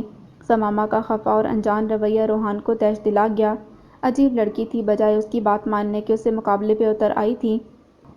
اپنی زندگی میں اس نے ہوش سنبھالنے کے بعد اپنی ہر بات کے جواب میں یس سنا تھا۔ اب سماما کے رویے پر وہ جھنجھلا سا گیا تھا۔ آخرکار ایک دن وہ پھٹ ہی پڑا۔ میں نے تم سے جو کہا تھا تم نے وہ کیا؟ اور وہ جو لاتعلق سی نظر آنے کی کوشش میں ادھر ادھر ہاتھ مار کر کمرے کی سمیٹتی چیزوں کو مزید سمیٹ رہی تھی، اس جواب طلبی پر چونک گئی۔ میں اس کی ضرورت نہیں سمجھتی، اور ویسے بھی ایسا گناہ پہلے کتنے ثواب زندگی میں کما چکی ہو جو گناہوں کے حساب کتاب میں الجھ گئی۔ وہ اس کی بات کاٹ کر طنزیہ بولا۔ سماما نے لب بھینچ کر خود کو سخت بات کہنے سے بمشکل روکا۔ روحان کا رویہ ظاہر کرتا تھا کہ وہ ہٹ دھرمی کی حد تک پہنچ چکا ہے اور اپنی ہر بات ہر حال میں منوا کر ہی دم لے گا، اور اس کی یہی انتہا سماما کو دکھ بھری اذیت میں مبتلا کر رہی تھی، اور اسے سمجھ نہیں آ رہی تھی کہ یہ انتہائی ذاتی مسئلہ وہ کس سے شیئر کرے۔ ہر صورت میں اس کی اپنی حد تک اور عزت نفس پر تعزیانہ تھا کہ اس کا شوہر اپنی جائز اولاد کو ہی دنیا میں آنے سے پہلے ختم کرنا چاہتا تھا۔ وہ تو اپنی ماں تک کو ابھی تک اس خوشخبری کا نہیں بتا پائی تھی، اوپر سے روحان کا شوشہ اور سماما کی خاموشی روحان کے غصے کے گراف کو مزید بڑھا رہا تھا۔ تم کیا سمجھتی ہو کہ اس طرح کر کے تم اپنے ارادے میں کامیاب ہو جاؤ گی؟ تو تو یہ تمہاری بھول ہے، تم تیار ہو جاؤ، ہم آج ہی ڈاکٹر کے پاس جائیں گے۔ اس کا حتمی انداز اور اٹل لہجہ ایک لمحے کے لیے سماما کو سہما سا گیا، مگر اگلے ہی پل اپنے وجود میں پلتے ننھے وجود نے اسے مضبوط بنا دیا۔ کیوں جاؤں میں نے کوئی گناہ نہیں کیا، اپنی جائز اولاد کو مار ڈالوں؟ کیوں ظلم کرنا چاہتے ہو تم؟ اور یہ تمہاری بھی بھول ہے کہ میں تمہیں اس ناپاک اور مذموم ارادے میں کامیاب ہونے دوں گی۔ وہ ہسٹیرک ہونے لگی تھی۔ جواباً روحان کی استہزائیہ مسکراہٹ نے اس کا ڈھیروں خون جلا دیا۔ یا اللہ، یہ کیسا نفسیاتی مریض اس کا نصیب بنا ہے کہ جس کی زندگی کا ہر نیا باب ایک نئی الجھن لیے ہوئے تھا، اور وہ تھکنے لگی تھی اس ڈور کو سلجھاتے ہوئے۔ میں کل ہی بابا جان کی طرف چلی جاؤں گی۔ جو میں نے کہا ہے اسے کرنے کے بعد جہاں مرضی چلی جانا، اس سے پہلے نہیں۔ انگلی اٹھا کر وارننگ کے انداز میں بولا۔ پھر مرغے کی ایک ٹانگ، مجھے اپنے اس حکم کی وجہ بتاؤ پہلے۔ وہ جھنجھلا کر آپ جیسے القابات کو بھول گئی تھی۔ اس سمے اس نے جانچتی نظروں سے اس کا جائزہ لیا تھا، اور وہ ان گہری نظروں پر اپنے آپ میں سمٹ گئی۔ غیر محسوس انداز میں دوپٹہ اپنے گرد لپیٹ لیا۔ اس کے حجاب آلود جھیپے انداز پر وہ باوجود ٹینشن سے مسکرا دیا، لیکن جلد ہی اپنے تاثرات نارمل کر کے اصل مسئلے کی طرف آیا۔ وجہ بتانے کا میں پابند نہیں ہوں تمہیں، صرف اس سے مطلب ہونا چاہیے کہ تمہارے شوہر نے تمہیں جو کہا ہے اس پر عمل کرو۔ اور وہ دکھ سے اسے دیکھتی چلی گئی۔ وہ اسے آج تک سمجھ نہیں پائی تھی۔ پرت در پرت اس کے اتنے نئے روپ سامنے آ رہے تھے کہ وہ حیران اور پریشان تھی۔ حالانکہ اس کا اور روحان کا ساتھ شادی کے بعد کا نہیں تھا، صرف وہ اسے بچپن سے دیکھتی آ رہی تھی۔ اس کے مزاج کی گرمی سردی سے بھی واقف تھی۔ اس کے تنہا بیزار اور خاموش رویے کو وہ سب کزنز اس کی عادت خیال کرتے اور محتاط رہتے تھے، مگر وہ اندر سے کتنا الجھا ہوا اور رسائی کی کیس بن چکا تھا، یہ جاننے کی کسی نے بھی ضرورت محسوس نہ کی تھی۔ سماما کا دل چاہ رہا تھا کہ دھاڑے مار مار کر روئے۔ آخر اسے ایسے ہی ایسا شخص ملنا تھا جس کی شاندار اور باروب شخصیت کو دیکھ کر اس کی دوستیں کتنا رشک کرتی تھیں شادی کے دن، اور آج اگر اس کی اصلیت اور شخصیت کا اندرونی روپ کوئی دیکھ لے تو اس سے آگے اس کی سوچ ٹھٹرا گئی تھی۔ کیا وہ کسی کو بتا پائے گی کہ وہ کیسا مطالبہ اس سے کر رہا ہے؟ کتنا مشکل اور کڑا وقت ہوتا ہے ایک شادی شدہ کے لیے جب اس کے کندھوں پر ایسا نادیدہ بوجھ آن پڑتا ہے۔ روحان بڑے غور سے اس کے چہرے کے اتار چڑھاؤ کو دیکھ رہا تھا۔ دیکھو، اس میں کوئی نقصان نہیں ہوگا، میں گارنٹی دیتا ہوں۔ کسی اچھے اور قابل اسپیشلسٹ سے مشورہ کر کے ہی اگلا قدم اٹھائیں گے۔ وہ اس کے قریب بیٹھ کر قدر نرمی سے سمجھانے لگا۔ روحان صاحب، کوئی بھی باضمیر اور اچھا ڈاکٹر آپ کو ایسا مشورہ کبھی نہیں دے گا، اور میں کروں کیوں ایسا؟ کیوں ظلم کرنا چاہتے ہیں آپ؟ میں ماننا چاہتی ہوں، مجھ سے یہ ڈیمانڈ مت کریں پلیز۔ پہلے سختی سے اور پھر یکدم التجائیہ انداز سے اس کے ہاتھ تھام کر وہ تقریباً رو دی تھی۔ روحان نے اس کے ہاتھ جھٹکے اور مضطرب سا اٹھ کھڑا ہوا۔ تم سمجھتی کیوں نہیں ہو سماما، مجھے کسی بھی صورت زندگی میں کہیں بھی بچے کی ضرورت محسوس نہیں ہوتی، تو پھر شادی ہی نہ کرتے۔ عام حالات میں وہ کبھی بھی اتنی کھلی گفتگو نہ کرتی، مگر حالات اس موڑ پر آ گئے تھے کہ اسے خود سمجھ نہیں آ رہی تھی کہ اپنا مقدمہ کس طرح لڑے۔ شادی ہونی تھی، ہو گئی، اس بات کو چھوڑو، میں آگے کی بات کر رہا ہوں، تم اس مسئلے کو نپٹاؤ۔ وہ دانستہ یہ ذکر گول کر گیا کہ کتنی دعاؤں کے بعد وہ اسے پا سکا تھا۔ نہ جانے کب کی دل میں دبی خواہش تھی جس کو زبان کا روپ دے کر بابا جان نے زندگی میں پہلی دفعہ اسے دلی خوشی عطا کی تھی، ورنہ تو وہ ہر اس معاملے اور خواہش کے برعکس فیصلہ کرتے تھے جس کی آرزو روحان کو ہوتی تھی۔ وہ آج تک نہیں سمجھ سکا تھا کہ وہ اتنے سخت گیر باپ کیوں تھے، اور وہ بھی روحان کے لیے صرف، ورنہ رحمت ان کی لاڈلی اور بے حد عزیز بیٹی تھی جس کی زبان سے نکلنے سے پہلے ہی اس کی ہر خواہش پوری ہو جاتی تھی۔ اسی لیے اللہ کے کرم اور بابا کے فضل پر وہ جتنا بھی شکر ادا کرتا کم تھا۔ اور سماما کہہ رہی تھی کہ شادی ہی نہ کرتے۔ بیوقوف لڑکی اس کی شدتوں اور محبتوں سے واقف ہو جاتی تو کبھی بھی یہ نہ کہتی۔ اس نے اپنا ماتھا رگڑا۔ وہ کیسے اسے بتائے کہ وہ اسے کھونا نہیں چاہتا؟ وہ نہیں چاہتا کہ ایک اور روحان اس دنیا میں آئے۔ ماں کی کمی قدم قدم پر اس کی زندگی کی تلخیوں سے بھر گئی تھی، اور اگر سماما کو کچھ ہو گیا تو اس سے آگے کی سوچ اسے فریز کر دیتی تھی۔ اپنی یہ سوچ اور خیالات وہ اسے شیئر نہیں کر سکتا تھا۔ دیکھا جاتا تو یہ معمولی سی نفسیاتی گرہ تھی جسے ڈسکس کر کے سالو کیا جا سکتا تھا، مگر اپنی یہ کمزوری وہ کسی پر ظاہر نہیں کرنا چاہتا تھا۔ سماما اس کی خاموشی سے اکتا کر اٹھ کھڑی ہوئی، مگر ایک دم چکر آیا تو دوبارہ بیٹھ گئی۔ آج کل اسے وقفے وقفے سے یوں ہی چکر آتے تھے۔ ڈاکٹر نے مکمل بیڈ ریسٹ اور خوراک کا خیال رکھنے کی سختی سے تلقین کی تھی، مگر وہ تو روحان کی ضد پر اتنی خوفزدہ اور الجھی ہوئی تھی کہ خرابی طبیعت کا ذکر تک اس سے نہیں کر سکتی تھی۔ کیا پتہ وہ سر پھیرا اسی بات کو بنیاد بنا کر اپنی منوا لیتا۔ کیا ہوا؟ تم ٹھیک تو ہو؟ روحان کا فون آ گیا تھا، مگر بات کرتے ہوئے وہ اس کی حالت دیکھ چکا تھا، اسی لیے کال مختصر کر کے وہ فوراً اس کی طرف لپکا۔ سماما نفی میں سر ہلا کر اٹھ کر باہر آ گئی۔ آنسو نے آج کل ویسے بھی آنکھوں میں مستقل بسیرا کر لیا تھا۔ ایک بے جا ضد نے اس گھر کے دونوں نفوس کو انتہائی مشکل دوراہے پر لا کھڑا کیا تھا۔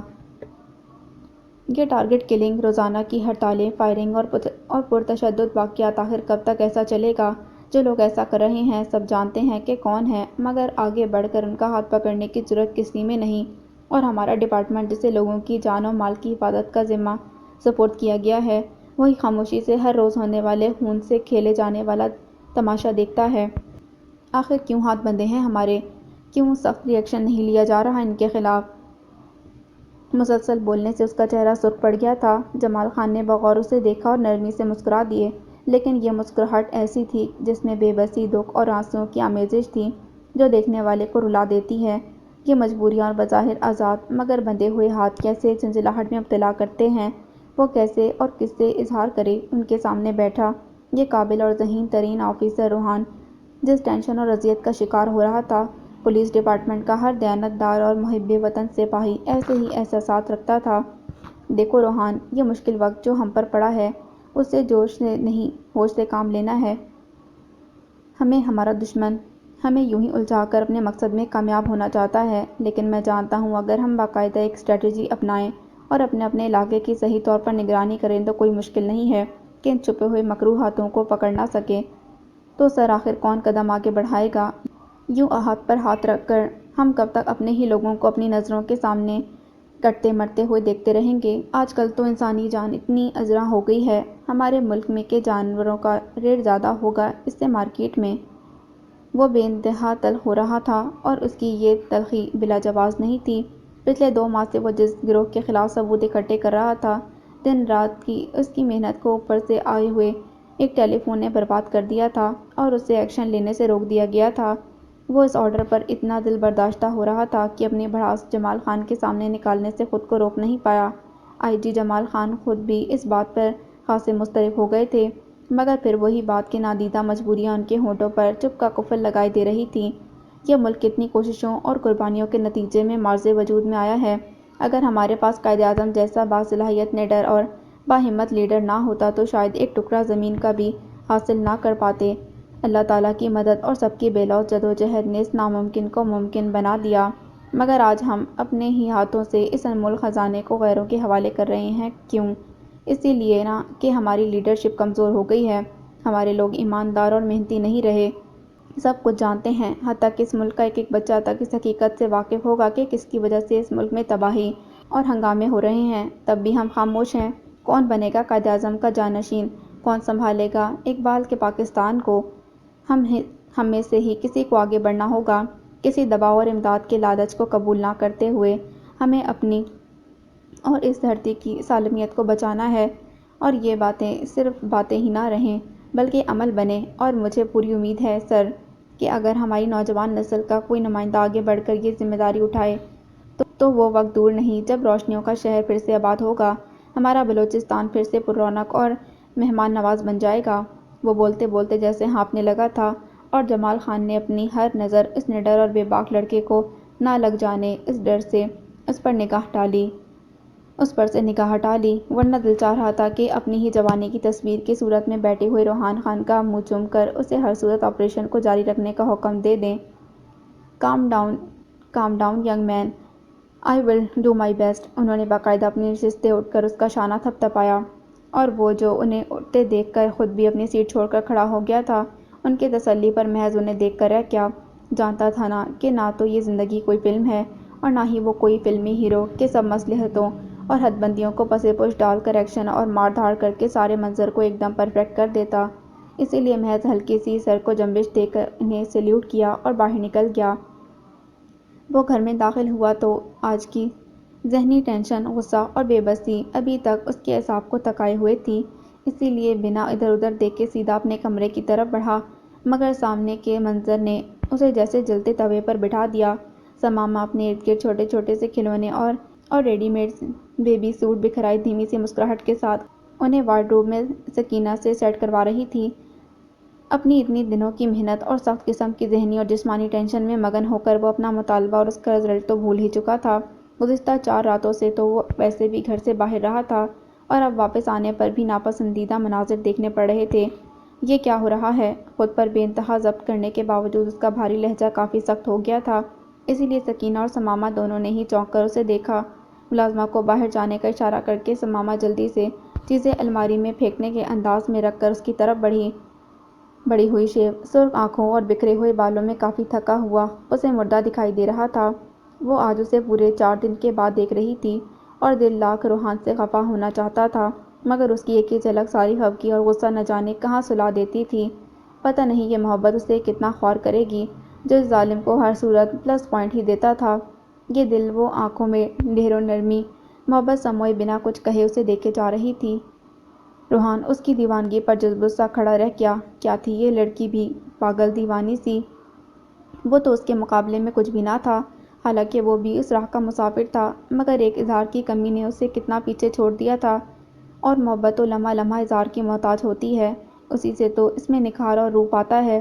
جیسے مرجھائے ہوئے پودے پتے شبنم کے قطروں سے چمک اٹھتے ہیں، جیسے پھول سورج کی پہلی کرن پر مسکرا اٹھتا ہے، اسی طرح محبت میں جذبات، احساسات کو بیان کرنا اسے دوام بخشتا ہے۔ لیکن وہی بات کہ ایک معمولی سی کمی نے اس کی کامیاب شخصیت کو گرہن سا لگا دیا تھا۔ کیا حال ہے؟ آخر کچھ تو کہنا تھا اس خاموشی کو توڑنے کے لیے، اسی لیے ایک اور سوال داغ دیا۔ ثمامہ نے ہولے سے سر اس بات میں ہلا دیا۔ آپ اتنے دنوں سے کہاں تھے؟ موبائل بھی آف جا رہا تھا، بابا جان وغیرہ کے کئی فون آ چکے ہیں، آپ سے بات کرنا چاہتے ہیں۔ بیڈ شیٹ پر ہاتھ پھیرتے ہوئے دھیمے سے کہا۔ اوکے، میں بات کر لوں گا۔ تم ڈاکٹر کے پاس گئی تھی؟ نفی میں سر ہلا کر وہ باہر نکلنے لگی تھی، جب روحان نے اس کا ہاتھ پکڑ کر روکا۔ اس کی گرفت اتنی جارحانہ اور تیور سخت تھے کہ وہ ایک پل کے لیے اپنا توازن نہ رکھ پائی تھی، مگر روحان اسے سنبھال چکا تھا، اسی لیے وہ گرنے سے بچ گئی۔ روحان پلیز! بے اختیار اپنے ہاتھ اس کے سامنے جوڑ کر وہ رو دی تھی۔ اپنی جان سے زیادہ آنے والے کی زندگی نے اسے بھیک مانگنے پر مجبور کر دیا تھا۔ کیا شے ہے یہ اولاد بھی؟ انسان اپنا آپ بھلا دیتا ہے اس کی محبت میں، اور یہی اولاد قدم قدم پر زندگی سے بخیریت گزرنے کی ہر پل دعا کرتی تھی۔ اس کے لبوں پر ہر وقت یہی دعا ہوتی کہ آج کل کے اللہ اس ظالم پتھر دل شخص میں محبت ڈال دے جو کفران نعمت کا مرتکب ہونے جا رہا تھا، جو اتنے بڑے اور سخت بول استعمال کر جاتا تھا کہ وہ اللہ سے اس کے لیے اور اپنے لیے معافی مانگتی رہتی تھی۔ ثمامہ، مجھے نہ سننے کی عادت نہیں ہے۔ وہ جیسے بیزار ہوا۔ تم نے گھر میں تو انفارم نہیں کیا؟ ہر دفعہ وہ اس بات کی اسے تصدیق ضرور کرتا تھا۔ نہیں کیا، مگر اب ضرور کروں گی اور چلی جاؤں گی۔ دادی ماں کو جا کر آپ کی تمام باتیں بتاؤں گی۔ اس کے اندر کی ضدی اور پرانی غصے والی ثمامہ جیسے جاگ اٹھی تھی، اسی لیے سختی سے کہہ کر باہر آ گئی۔ کیا سمجھ رکھا تھا اس شخص نے اسے؟ وہ اس کی ناانصافی اور غلطی پر پردہ ڈالتی رہی اور وہ شیر ہوتا رہا۔ نو مور! نفی میں سر ہلا کر آنکھوں کے آگے آئی دھند کو ایک بار پھر صاف کر کے موبائل پہ نمبر ملانے لگی تھی کہ پیچھے آتے ہوئے روحان نے اس کا ارادہ جیسے بھانپ کر سیل فون اچک لیا۔ میری بات سنو ثمامہ۔ پہلے کی نسبت اس کا لہجہ خاصا مصالحانہ ہو گیا تھا۔ مجھے کوئی بات نہیں سننا، مجھے صرف دادی ماں سے بات کرنا ہے۔ وہ جانتا تھا کہ سب پوتیوں سے زیادہ وہ دادی کی چہیتی اور لاڈلی پوتی ہے، اور وہ بھی اپنے دل کی ہر بات، دکھ خوشی ماں کی نسبت دادی سے پہلے ڈسکس کرتی ہے، اور وہ کسی بھی قسم کی بدمزگی نہیں چاہتا تھا، اسی لیے کوئی دھیما پڑ گیا۔ لیکن ثمامہ کسی طور سننا نہیں چاہتی تھی، اسی لیے موبائل کے لیے پھر ہاتھ بڑھایا۔ روحان نے اپنا ہاتھ پیچھے کر لیا۔ ثمامہ نے سخت تحش میں آ کر سیڑھیوں کی طرف قدم بڑھا دیا۔ عجیب شخص ہے، زندگی اور اس کی ذمہ داریوں کو مذاق بنا کر رکھا ہے۔ وہ سر جھٹک کر نیچے اترنے لگی۔ اسی پل روحان نے ایک بار پھر اپنی طرف کھینچنا چاہا۔ وہ جانتا تھا کہ اب وہ نیچے جا کر لینڈ لائن سے گھر فون ضرور کرے گی، کیونکہ جب وہ ضد پر آ جاتی تو دنیا کی کوئی طاقت اسے پیچھے نہیں ہٹا سکتی تھی۔ چھوڑو مجھے! اور یہی وہ لمحہ تھا جب وہ تقریباً روحان کے حصار میں تھی اور اس کی گرفت ہلکی ہونے پر ڈگمگا کر کتنی سیڑھیاں پھلانگ گئی، اور اس کی دلروز چیخوں نے پورے گھر کے در و دیوار کو لرزا کر رکھ دیا تھا۔ ملازم فوراً بھاگ کر آئے تھے اور بس ساکت نظروں سے کھڑا اس کے سر سے اور ناک سے بہتے خون کے فوارے کو دیکھ رہا تھا۔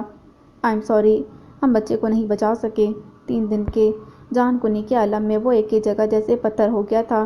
جب ڈاکٹر نے آ کر ثمامہ کی زندگی کی نوید دی، موت اور زندگی کی کشمکش میں مبتلا رہنے کے بعد وہ اپنی خواہش ہار گئی تھی اور وہ اپنی ضد میں جیت گیا تھا، مگر یہ کیسی جیت تھی جس نے بجائے خوشی دینے کے اسے آزردہ کر دیا تھا۔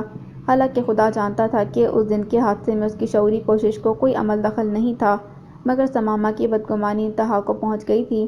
گھر سے چچی کا فون آیا تھا۔ ماں کو جیسے بیٹی کی تکلیف کا اللہ کی طرف سے اشارہ ہو گیا تھا، اسی لیے خاصی بے چینی سے اس کا پوچھ رہی تھیں۔ دادی ماں نے بھی فون پکڑ کر اس کے خوب لتے لیے تھے کہ دور جا کر بیٹھ گیا تھا۔ بڑی مشکل سے سب کو مطمئن کیا اور اس وعدے پر انہیں منایا کہ جلد ہی چھٹیاں لے کر وہ دونوں آئیں گے۔ وہ دن اور آج کا دن، وہ خود سکون اور آرام کو ترس گیا تھا۔ ثمامہ نے ہر قدم پر اپنے رویے سے اسے جتا دیا تھا کہ اس کی نظر میں روحان ہی خطاوار تھا، اور یہ ایسی غلطی تھی جس کی تلافی وہ موقع بھی نہیں دیتی تھی۔ دادی جان وغیرہ میں سے کوئی بھی ان دونوں کے درمیان جاری سرد جنگ کی وجہ نہیں جانتا تھا، کیونکہ ثمامہ اسے وارن کر چکی تھی اگر اس کی خرابی طبیعت کی وجہ سے کسی کو بتائی تو وہ ساری حقیقت اور اس کا پول کھول دے گی۔ مگر اب ناگزیر ہو گیا تھا کہ وہ نیہا اور ردا کو سب کچھ بتا دیتا۔ وہ خود بھی تھک گیا تھا اپنے ناکردہ گناہ کا بوجھ اٹھاتے ہوئے، اور کچھ ثمامہ کے رویے نے اسے عاجز کر کے رکھ دیا تھا۔ ہمارا رب ہم سے بہت پیار کرتا ہے، ہم اس کی عطا کردہ بے شمار نعمتوں کو اپنا حق سمجھ کر وصول کرتے ہیں، مگر کبھی سوچا ہے کہ ہمارے ذمے کچھ فرائض بھی ہیں جن کا ادا کرنا بہت ضروری ہے، اور یہ ان فرائض سے روگردانی کی سب سے پہلی سیڑھی ہے کہ ہم اپنے پیارے رب کا شکر ادا کرنا بھول جاتے ہیں۔ جہاں تھوڑی سی تکلیف ہوتی ہے وہیں سے شکوے شکایت شروع کر دیتے ہیں۔ وہ ہمارا مالک ہے، ہر شے پہ وہ قادر ہے، کیا کچھ نہیں دیتا وہ ہمیں ہماری پیدائش سے آخر تک؟ اس کے باوجود ہم اپنے مالک کا کہا نہیں مانتے، کیوں؟ کبھی اس نکتے پر سوچا ہے؟ دادی ماں پیار سے اس کے بالوں میں ہاتھ پھیرتے ہوئے اپنے مخصوص دھیمے لہجے میں کہہ رہی تھیں۔ وہ آنکھیں موندے ان کی گود میں سر رکھے ہوئے تھی۔ اگر اس نے تم سے کچھ لیا ہے تو بدلے میں یقیناً تمہیں دوگنا نواز دے گا، مگر وہی بات کہ شعور میں کمی کی وجہ سے تم واویلا کرنے لگی، اور میں کچھ غلط نہیں کہ وقتی طور پر تمہارے جو جذبات تھے وہ فطری تھے، مگر کیا یہ تمہیں زیب دیتا کہ تم ایک انسان کو سزا دینے کا اختیار حاصل کرنے کی کوشش کرو، اور وہ بھی صورت میں کہ جب وہ بھی اپنے فعل پر بے انتہا شرمندہ ہے؟ اس کا سازشی انداز ہمیشہ کی طرح ثمامہ کو شرمندہ کر گیا تھا۔ یہ بات نیہا ردا کے بعد صرف مجھے معلوم ہے، اور میں نہیں چاہوں گی کہ کسی اور کو پتہ چلے، حتیٰ کہ اپنی ماں کو بھی اس سے آگاہ مت کرنا۔ اللہ تمہیں آگے بہت سی خوشیوں سے نوازے، مگر بچے ماضی کو بھول کر اپنے شوہر پر توجہ دو۔ وہ جیسے اسے صبر کی تلقین کر رہی تھیں، اور ہمیشہ کی طرح ان کے الفاظ اس کے اندر اترنے لگے تھے۔ وہ بھی بوجھ اٹھاتے اٹھاتے تھک گئی تھی، مگر کیا وہ روحان کے لیے دل میں جگہ دوبارہ بنا سکے گی؟ یہ ایک ایسا سوال تھا جس کا جواب سوائے اندرونی سناٹا کے کچھ نہ تھا۔ بہرحال اسے کسی ایک طرف تو اپنی کشتی کو لگانا ہی تھا۔ ثمامہ، میں مارکیٹ جا رہی ہوں، تم بھی ساتھ چلو، تھوڑا سا فریش ہو جاؤ گی اور شادی کی شاپنگ بھی کر لینا۔ ردا کی آواز پر اس نے سستی سے آنکھیں کھولیں۔ یہ محبت کہاں کہاں اس کے پیچھے نہیں آئی، یہ تو وہ خود ہی ناشکری تھی جو سب سے خفا منہ موڑے چل دی تھی۔ واقعی رب نے اگر اسے کچھ لیا تھا تو بدلے میں اسے کتنی محبتوں سے نوازا تھا۔ کیا ہوا؟ دادی ماں نے جھک کر اس کے گالوں پر آئی نمی کو صاف کیا۔ کچھ نہیں، چلیں میں آتی ہوں، پہلے دادی ماں کو تسلی دے کر منتظر کھڑی ردا کو کہا، اور اٹھ کر اندر بڑھ گئی۔ کراچی کے حالات ملک کی بدامنی میں مسلسل اضافہ کر رہے تھے۔ یہ عباس ٹاؤن کا تازہ واقعہ گھروں میں بیٹھے لوگوں پر جو قیامت ڈھا گیا ہے، اس کا ازالہ بھلا کیسے ممکن ہے؟ جب ہم اپنے گھروں تک محفوظ نہیں ہیں تو ایسی آزادی جس کے لیے لاکھوں کروڑوں لوگوں نے اپنی جانوں کا نذرانہ دیا تھا، اس کا مقصد تو ہم نہ حاصل کر سکے نا؟ اینی وے، ایسی لمبی چوڑی تمہیدیں باندھنے کی بجائے میں آپ لوگوں کو صرف یہ بتانا چاہتا ہوں کہ قانون نافذ کرنے والے اداروں کو فری ہینڈ دے دیا گیا ہے کہ جہاں کوئی شرپسند کہیں پر بھی ملک میں بدامنی پھیلاتا ہوا دیکھیں، بے درے اس کے خلاف کارروائی کی جائے۔ جمال خان کی بھاری اور گونجدار آواز پورے کمرے میں گونج رہی تھی، اور ان کے سامنے معدب بیٹھے آفیسرز پورے غور سے انہیں سن رہے تھے۔ سوری ٹو سے سر، ایسی آزادی ہمیں پہلے بھی کئی بار دی جا چکی ہے، مگر عین ایکشن کے وقت ہمارے ہاتھ باندھ دیے جاتے ہیں۔ ایسی تلخ اور جرأت مندانہ بات کرنے کا حوصلہ صرف روحان خان میں ہی ہو سکتا تھا۔ جمال خان نے گہری سانس لے کر اس کے بگڑے تیوروں کا گہری نظر سے جائزہ لیا۔ Young man, let's hope for the best. انہوں نے یک لفظی جملے میں بات ختم کی، ورنہ ان کی بیان کردہ حقیقت سے کمرے میں موجود تمام نفوس متفق تھے۔ میٹنگ کے برخاست ہونے پہ سب افراد ایک ایک کر کے بوجھل دلوں سے کمرے سے نکل آئے۔ کراچی میں ہونے والے دھماکے نے پوری قوم کو افسردہ کر دیا تھا، اور یہ واقعہ جس نے گھروں میں بیٹھے ہوئے لوگوں کو بھی باور کروا دیا کہ ہماری پولیس ڈپارٹمنٹ اپنے فرائض کی ادائیگی میں بری طرح ناکام ہو گئی ہے، اور یہ بات تمام ایماندار آفیسرز میں غم اور غصے اور دکھ کی لہر دوڑا گئی تھی۔ روحان نے اسکرین پر نظر آتے بھاگتے دوڑتے بے بسی کی تصویر بنے لوگوں کو دکھ سے دیکھا۔ زندگی کتنی ازرا ہو گئی تھی، ہمارے سامنے لوگوں کے سر ایسے کٹے تھے کہ آسمان بھی لرز اٹھا تھا، مگر ہم بے بس ہو چکے تھے۔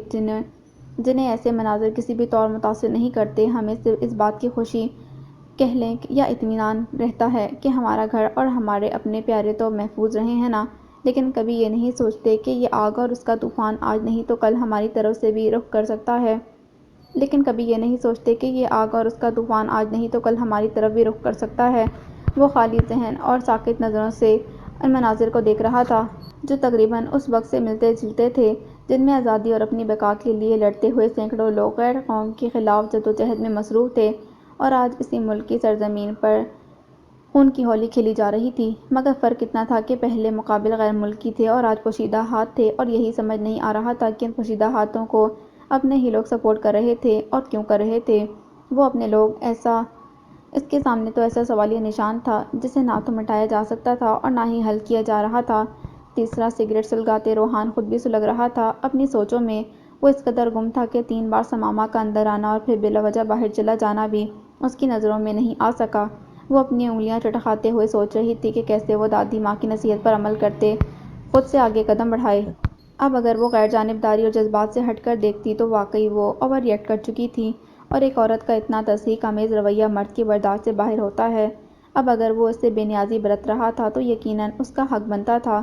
رشتوں کی دوڑ بظاہر بہت نازک اور خوبصورت دکھائی دیتی ہے، مگر جب اس ڈوری میں الجھاؤ آتا ہے تو انگلیاں زخمی ہو جاتی ہیں۔ مگر الجھن تو کوئی سلجھا نہیں پاتا، اور اس نے تو کئی بار اسے دھتکارا تھا۔ ٹھیک ہے، اس وقت وہ غلطی پر تھا، مگر سماما نے بھی تو غلطیوں پر غلطیاں ہی کی تھیں۔ اس نے بھی تو نہ خود کو سیدھا اور نہ ہی ایسے سدھارنے کی کوشش کی تھی۔ محبت جیسے مضبوط تعلق کی موجودگی کے باوجود وہ جیسے ساری دنیا سے ہی بیزار ہو گئی تھی۔ زندگی نے اگر اسے آزمایا تھا تو سماما خان نے بھی قدم قدم پر اپنے جڑے خوبصورت رشتوں کو اذیت پہنچائی تھی۔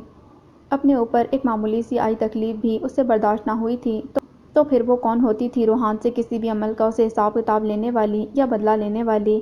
سر جھکائے وہ خود احتسابی سے گزر رہی تھی، اور اپنا خود احتساب کرنا سب سے اذیت ناک ہوتا ہے۔ کیسے دانت نکل رہے ہیں خبیث کے! میں نہ ہوتا تو دیکھتا کہ کیسے اپنی ماڈرن ہیر کو حاصل کر سکتا تھا۔ یحییٰ پر نظریں جمائے دانت کچکچاتے ہوئے ثاقب نے اسے دیکھا جو پچھلے آدھے گھنٹے سے شاید نہیں یقیناً زباریہ سے گفتگو فرما رہا تھا۔ موضوع گفتگو بھی یقیناً شادی کی رسومات ہی تھیں، اسی لیے مسکراہٹ لبوں سے جدا ہی نہ ہو رہی تھی۔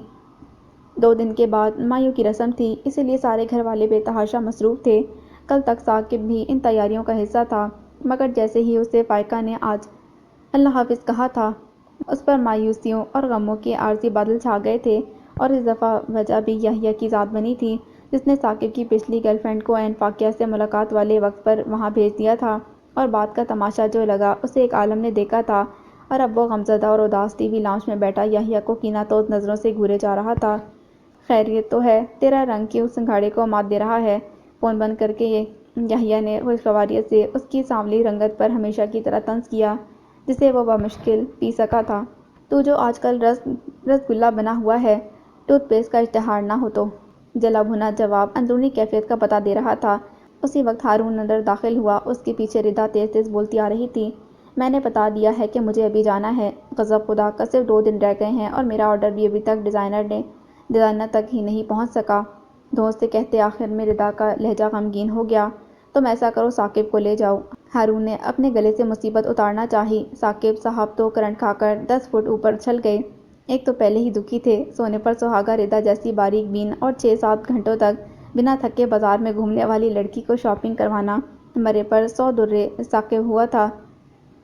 یحییٰ نے اپنی بے ساختہ مسکراہٹ کو ہونٹوں میں دبا لیا۔ وہ اس کی دلی کیفیت کو جانتا تھا، مگر یہ بھی اس کی مجبوری تھی۔ 1000 بار ثاقب کو سمجھا چکا تھا کہ وہ ایسی دوستیاں مت پالے جس سے سوائے ان کی خاندانی عزت پر ہرپانے کے کچھ نہ مل سکتا تھا، مگر وہ باز نہیں آتا تھا۔ حالانکہ یحییٰ جانتا تھا کہ ثاقب نے کبھی بھی اپنی لمٹس کراس نہ کی تھیں اور نہ ہی کرنے دیتا تھا، مگر وہ غلط ٹریک تو استعمال کرتا تھا نا، اور یہی بات ہر طریقے سے وہ ثاقب کو سمجھانا چاہتا تھا۔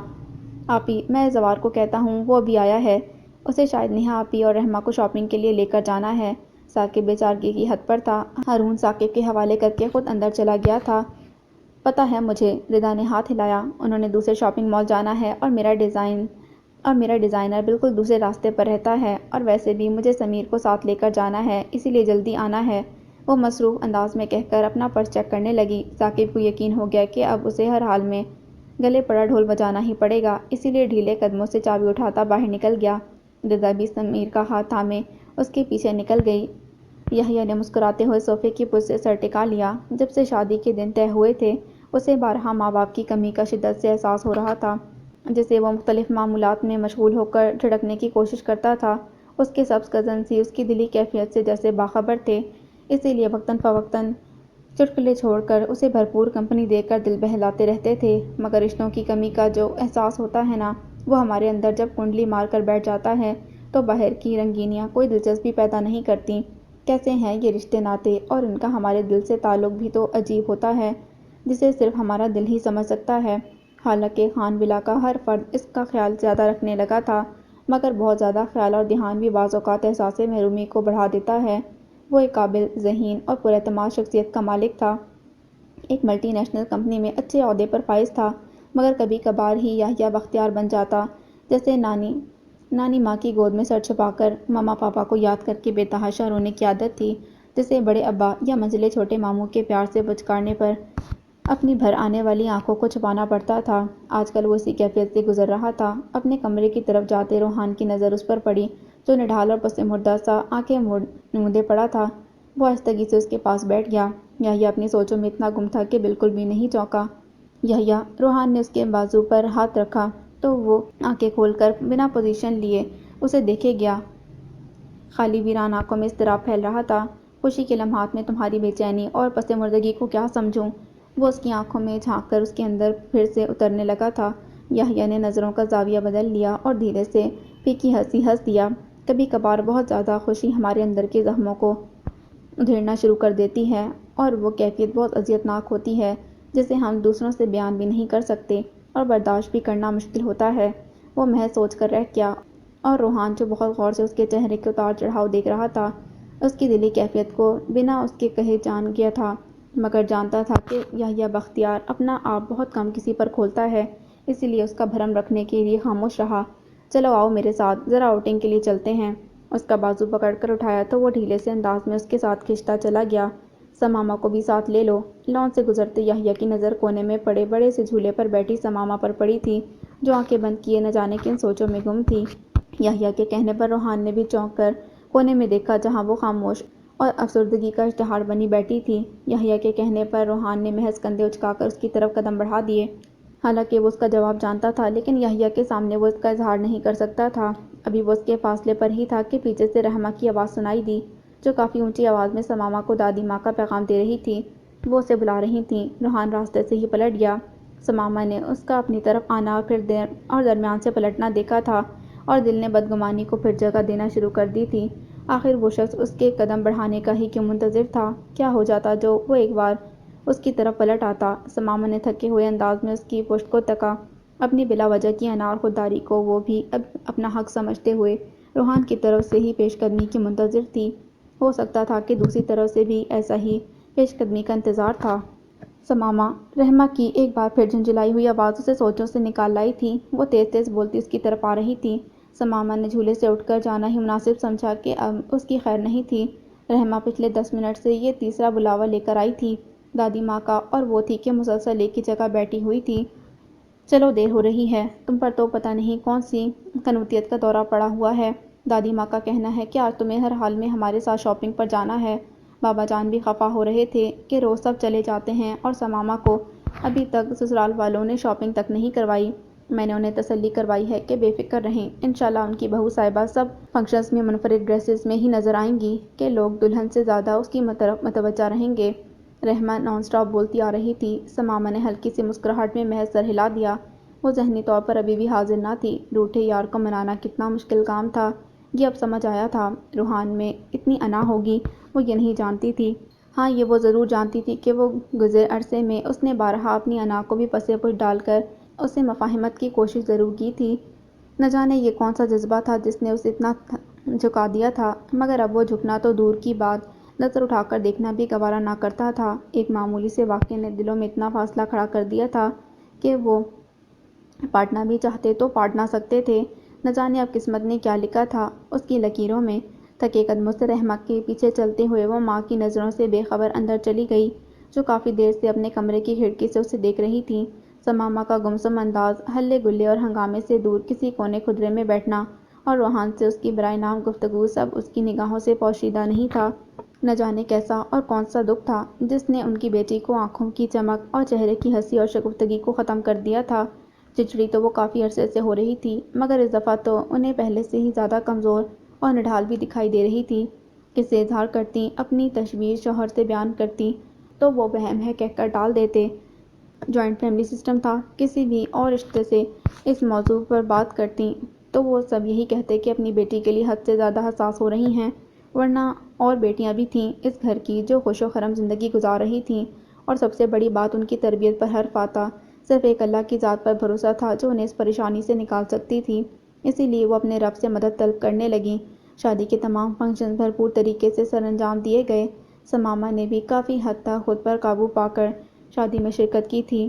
اپنی ذاتی زندگی کے دکھ وہ کسی سے بھی شیئر نہیں کرنا چاہتی تھیں، البتہ روحان کا الجھا اور بکھرا ہوا انداز بہت سی نگاہوں کا مرکز رہا تھا، اسی لیے ولیمے کے دوسرے دن بابا جان نے اسے اپنے کمرے میں طلب کر کے باز پرس کی تھی۔ کیا میں سمجھوں کہ میرا فیصلہ تمہارے اور ثمامہ کے حق میں بہتر نہیں تھا؟ وہ حد درجہ سنجیدہ تھے۔ روحان نے اپنا سر جھکا لیا۔ دیکھو روحان، شادی شدہ زندگی میں اونچ نیچ آتی رہتی ہے، لیکن اس کا مطلب یہ نہیں کہ دلوں میں بے تحاشا بدگمانیاں پال لی جائیں۔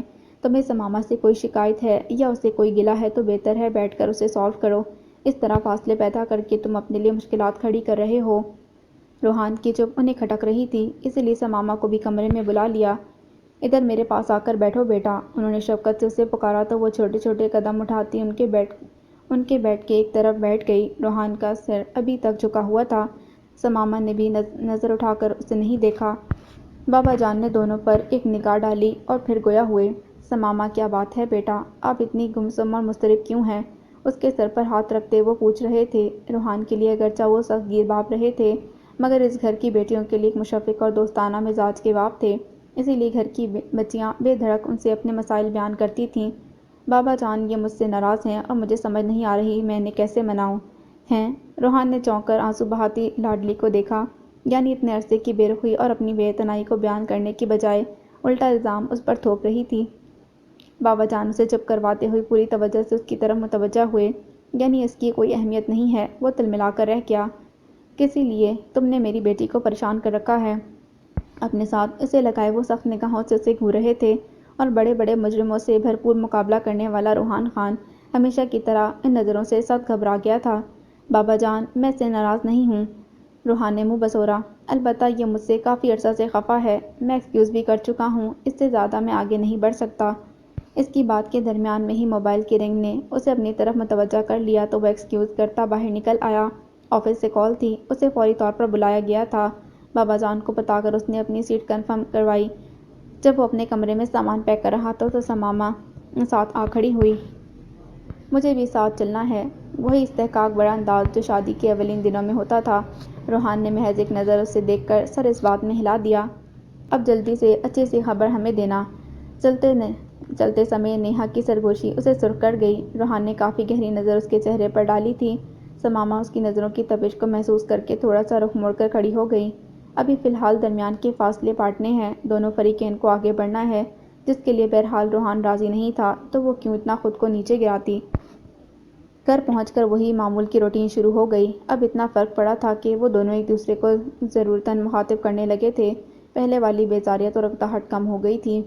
میری بلو شرٹ نہیں مل رہی، وہ گیلے بال تولیے سے رگڑتا اس کے سامنے آیا۔ یہ اتنے عرصے کے بعد پہلا موقع تھا کہ روحان نے اپنی کسی ضرورت کے لیے اسے مخاطب کیا تھا، ورنہ تو ملازمہ ہی تھی جس کے ذمے روحان کے تمام کام ہوتے تھے، مگر اب ثمامہ نے کافی حد تک اسے ان ذمہ داریوں سے ہٹا کر گھر کے دوسرے کاموں تک محدود کر دیا تھا۔ میں نے ہینگ کر کے آپ کے ہی وارڈروب میں رکھی تھی، ہو سکتا ہے کسی شرٹ کے پیچھے آ گئی ہو، وہ مصروف انداز میں گویا ہوئی۔ روحان نے تھوڑا سا آگے ہو کر اس کی مصروفیت کو دیکھا، جس کے ہاتھ تیزی سے اور مہارت سے کباب بنا رہے تھے۔ روحان کے ہونٹوں پر مسکراہٹ رنگ گئی۔ وہ کافی دنوں سے محسوس کر رہا تھا کہ ٹیبل پر کھانے کے لوازمات میں اضافہ ہو رہا ہے، اور یہ بات تو ماننے والی تھی کہ ان کے خاندان کی ہر عورت کے ہاتھ میں بے پناہ ذائقہ تھا۔ آج بھی شاید وہ اچھا سا ڈنر تیار کرنا چاہ رہی تھی، اسی لیے کچن میں کافی بکھیرا تھا۔ کاش اس کی زندگی کا بکھراؤ بھی اسی مہارت سے سمٹ جائے اور اس گھر کی خوشیاں لوٹ آئیں۔ اپنے کمرے کی طرف جاتے ہوئے وہ کافی دل گرفتگی سے سوچ رہا تھا۔ ننھی منھی کلکاریاں اور معصومیت بھری شرارتیں اور گھروں کی رونقیں جو معصوم فرشتوں کے دم سے ہوتی ہیں، ان کی کمی روحان کو شدت سے محسوس ہونے لگی تھی، مگر وقت تھا کہ اس کی گرفت میں ہی نہیں آتا تھا۔ وہ تھکا سا بیڈ پر بیٹھ گیا۔ زندگی کی ڈگر کو کیسے توازن میں لائے، اتنے عرصے کے تکلف اور خاموشی کو کیسے ختم کیا جائے، یہ اس کی سمجھ سے باہر تھا۔ ثمامہ کا مثبت رویہ اگرچہ حالات کی بہتری کی طرف اشارہ کر رہا تھا، مگر وہ مزید صبر اور برداشت سے اپنے اچھے وقت کو گنوانا نہیں چاہتا تھا۔ مجھے 4 دن کی ٹریننگ پر لاہور جانا ہے اور اس کے بعد 1 ماہ کے لیے کورس پر ہو سکتا ہے مجھے کسی اور شہر بھی بھجوایا جائے۔ اگر تم رغبت سے کھانا کھاتے، وہ ایسے بتا رہا تھا جیسے اپنی پی اے کو ڈکٹیشن دے رہا ہو۔ چہرہ ہمیشہ کی طرح سپاٹ اور بے نیاز تھا، بلکہ ثمامہ کو تو یوں محسوس ہو رہا تھا وہ مخاطب ہی کھانے سے ہے۔ نہ نظر اٹھا کر اس کی طرف دیکھا اور نہ کھانے کی تعریف کرنے کی توفیق ہوئی۔ وہ عادتاً تلملا کر رہ گئی۔ جی میں آیا کہ کہے، جاؤ جہاں مرضی جاؤ، یہاں کون سا میرے گھٹنے سے لگ کر بیٹھے ہو۔ روحان کی بات موبائل ٹون نے بیچ میں کاٹ دی۔ بکواس بند کرو تم اپنی۔ اس کی دھاڑنما آواز پر ثمامہ ایک دم ڈر کر اپنی سوچوں سے نکلی اور اس کی طرف دیکھا جو چمچ پلیٹ میں پٹک کر سرخ چہرے کے ساتھ موبائل کی دوسری طرف آواز سن رہا تھا۔ اوہ یو شٹ اپ، کرو تم جو بھی کر سکتے ہو۔ جب تک میرا اللہ میرے ساتھ ہے، مجھے اپنی کسی نقصان کی نہ کوئی فکر ہے نہ پرواہ۔ ایک اور دھاڑ۔ ثمامہ نے خوفزدہ ہو کر اس کی طرف دوبارہ دیکھا، جس نے موبائل کو ٹیبل پر تقریباً پھینک کر پلیٹ بھی پیچھے گھسکائی اور خود لمبے ڈگ بھرتا کمرے کی طرف بڑھ گیا۔ کیا مجھے اس کے پیچھے جانا چاہیے؟ وہ ابھی اسی شش و پنج میں بیٹھی ٹیبل پر پڑی چیزوں کو گھور رہی تھی جب وہ دوبارہ کمرے سے برآمد ہوا۔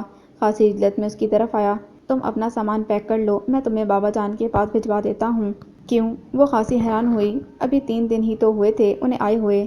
میں یہاں نہیں ہوں گا اور تمہارا تنہا رہنا ٹھیک نہیں۔ کچھ دیر پہلے والے غصیلے اثرات اگرچہ چہرے پر نمایاں نہیں تھے، مگر اس کی سنجیدگی اور دو ٹوک انداز ثمامہ کو مزید سوالات سے روک گیا۔ اسی لیے محض سر ہلا کر وہ پیکنگ کے لیے اپنے روم کی طرف بڑھ گئی۔ بیٹا، حالات بہت خراب ہوتے جا رہے ہیں ملک کے۔ روحان بھی ٹریننگ پر گیا تھا، مگر کراچی کے حالات کی وجہ سے اسے واپس بلا لیا گیا تھا۔ بابا جان بہت کم پریشان ہوتے تھے، اسی لیے ان کے تفکر زدہ چہرے نے اسے تشویش میں مبتلا کر دیا تھا۔ اسے آئے ہوئے دوسرا دن تھا، اگرچہ وہ اپنے لوگوں میں آ کر بہت خوش تھی، مگر دل کی بے قلی بھی کافی بڑھ گئی تھی۔ اب بڑے ابا کی اطلاع نے اسے کسی انہونی کے ہونے کا خدشہ ظاہر کر دیا تھا۔ اسے کم از کم فون تو کرنا چاہیے تھا۔ وہ خفا ہونے لگی تھی، ہمیشہ کی طرح خود سے شکوہ کیا تھا۔ بڑے ابا اب دادی ماں کے پاس بیٹھے تھے جو روحان کے متعلق پوچھ رہی تھیں۔ ثمامہ نے دیکھا تقریباً سب کے چہرے اترے ہوئے تھے۔ امی کی آنکھیں بھی سرخ تھیں۔ نیہا، ردا، رحمہ وغیرہ سب کافی پریشان سی لگتی تھیں۔ یحییٰ اور زویا بھی آئے ہوئے تھے۔ حسن اور ثاقب نہ جانے کہاں کہاں موبائل گھماتے پھر رہے تھے۔ ثمامہ کے دل کو کچھ ہونے لگا تھا۔ آخر کیا بات تھی؟ اسے کوئی کچھ کیوں نہیں بتا رہا تھا؟ وہ جھنجھلائے ہوئی کمرے میں لاؤنج اور پھر کچن کے چکر لگانے لگی تھی۔ منجلی چچی اور پھپھو لاؤنج میں آہستہ آواز میں باتیں کر رہی تھیں۔ ثمامہ کو آتے دیکھ ایک دم چپ ہو گئیں۔ روحان کو فون کرتی ہوں، آخر میرا دل کیوں اتنا گھبرا رہا ہے؟ خود کو تسلی دے کر سب کے رویوں کو نظر انداز کرتی اور اتنے عرصے کے بعد خود سے پہلی دفعہ اس کا موبائل نمبر ملایا، مگر آگے سے نو رپلائی کی آواز منہ چڑھانے لگے تھے۔ ہائے اللہ! ابھی وہ دوبارہ ٹرائی کرنے لگی تھی جب امی کی کانپتی آواز پر وہ دہل کر لاؤنج کے دوسرے کونے کی طرف دیکھنے لگی جہاں پر سب گھر والے جمع تھے۔ امی کیا ہوا؟ بمشکل رستی ٹانگوں کو سنبھالتے وہ دھڑکتے دل کے ساتھ ان کے پاس پہنچی جہاں وہ دل تھامے بیٹھی تھیں۔ پاس ہی دادی ماں، چچی، پھپھو وغیرہ رو رہے تھے۔ آخر کوئی مجھے کچھ بتا کیوں نہیں رہا؟ کیوں سب ایسے خاموش ہیں؟ وہ تقریباً چیخ پڑی۔ حسن نے آگے بڑھ کر اس کے سر پر ہاتھ رکھا تھا۔ دیکھو، روحان کو کچھ گولیاں لگی ہیں۔ اسے کافی عرصے سے دھمکیاں مل رہی تھیں۔ جس گروپ کے خلاف وہ کام کر رہا تھا، اس نے اسے 2 دفعہ نقصان پہنچانے کی کوشش کی تھی۔ وہ ایک خودکش دھماکے سے بھی بال بچا تھا۔ 2 دن پہلے صبح کو اسے دھمکی ملی تھی کہ وہ اس کی بیوی اور یا تو اغوا کر لیں گے یا پھر اس کے گھر کو ہی دھماکے سے اڑا دیں گے اگر اس نے ان کے خلاف ایکشن بند نہ کیا، اسی لیے اس نے تمہیں بھجوا دیا تھا۔ آج ان کا فائنل ایکشن تھا اس گروپ کے خلاف کہ حسن کافی حوصلے سے آہستہ آہستہ اسے بتا رہا تھا اور بس گمسم اس کے چہرے کی طرف دیکھ رہی تھی۔ وہ جانتی تھی وہ بہت قصوروار ہے، بلکہ گنہگار کہتی تو غلط نہ تھا، جس نے اپنے شوہر کی نادانستہ غلطی کو اس کی عمر بھر کی سزا بنا دی تھی۔ وہ شوہر جس نے بارہا اپنی غلطی کا اعتراف کر کے معافی مانگنی چاہی تھی، جسے اس نے خدا بن کر سزا دی تھی۔ بارہا روحان نے اپنی فیلنگز اس سے شیئر کرنا چاہی تھیں۔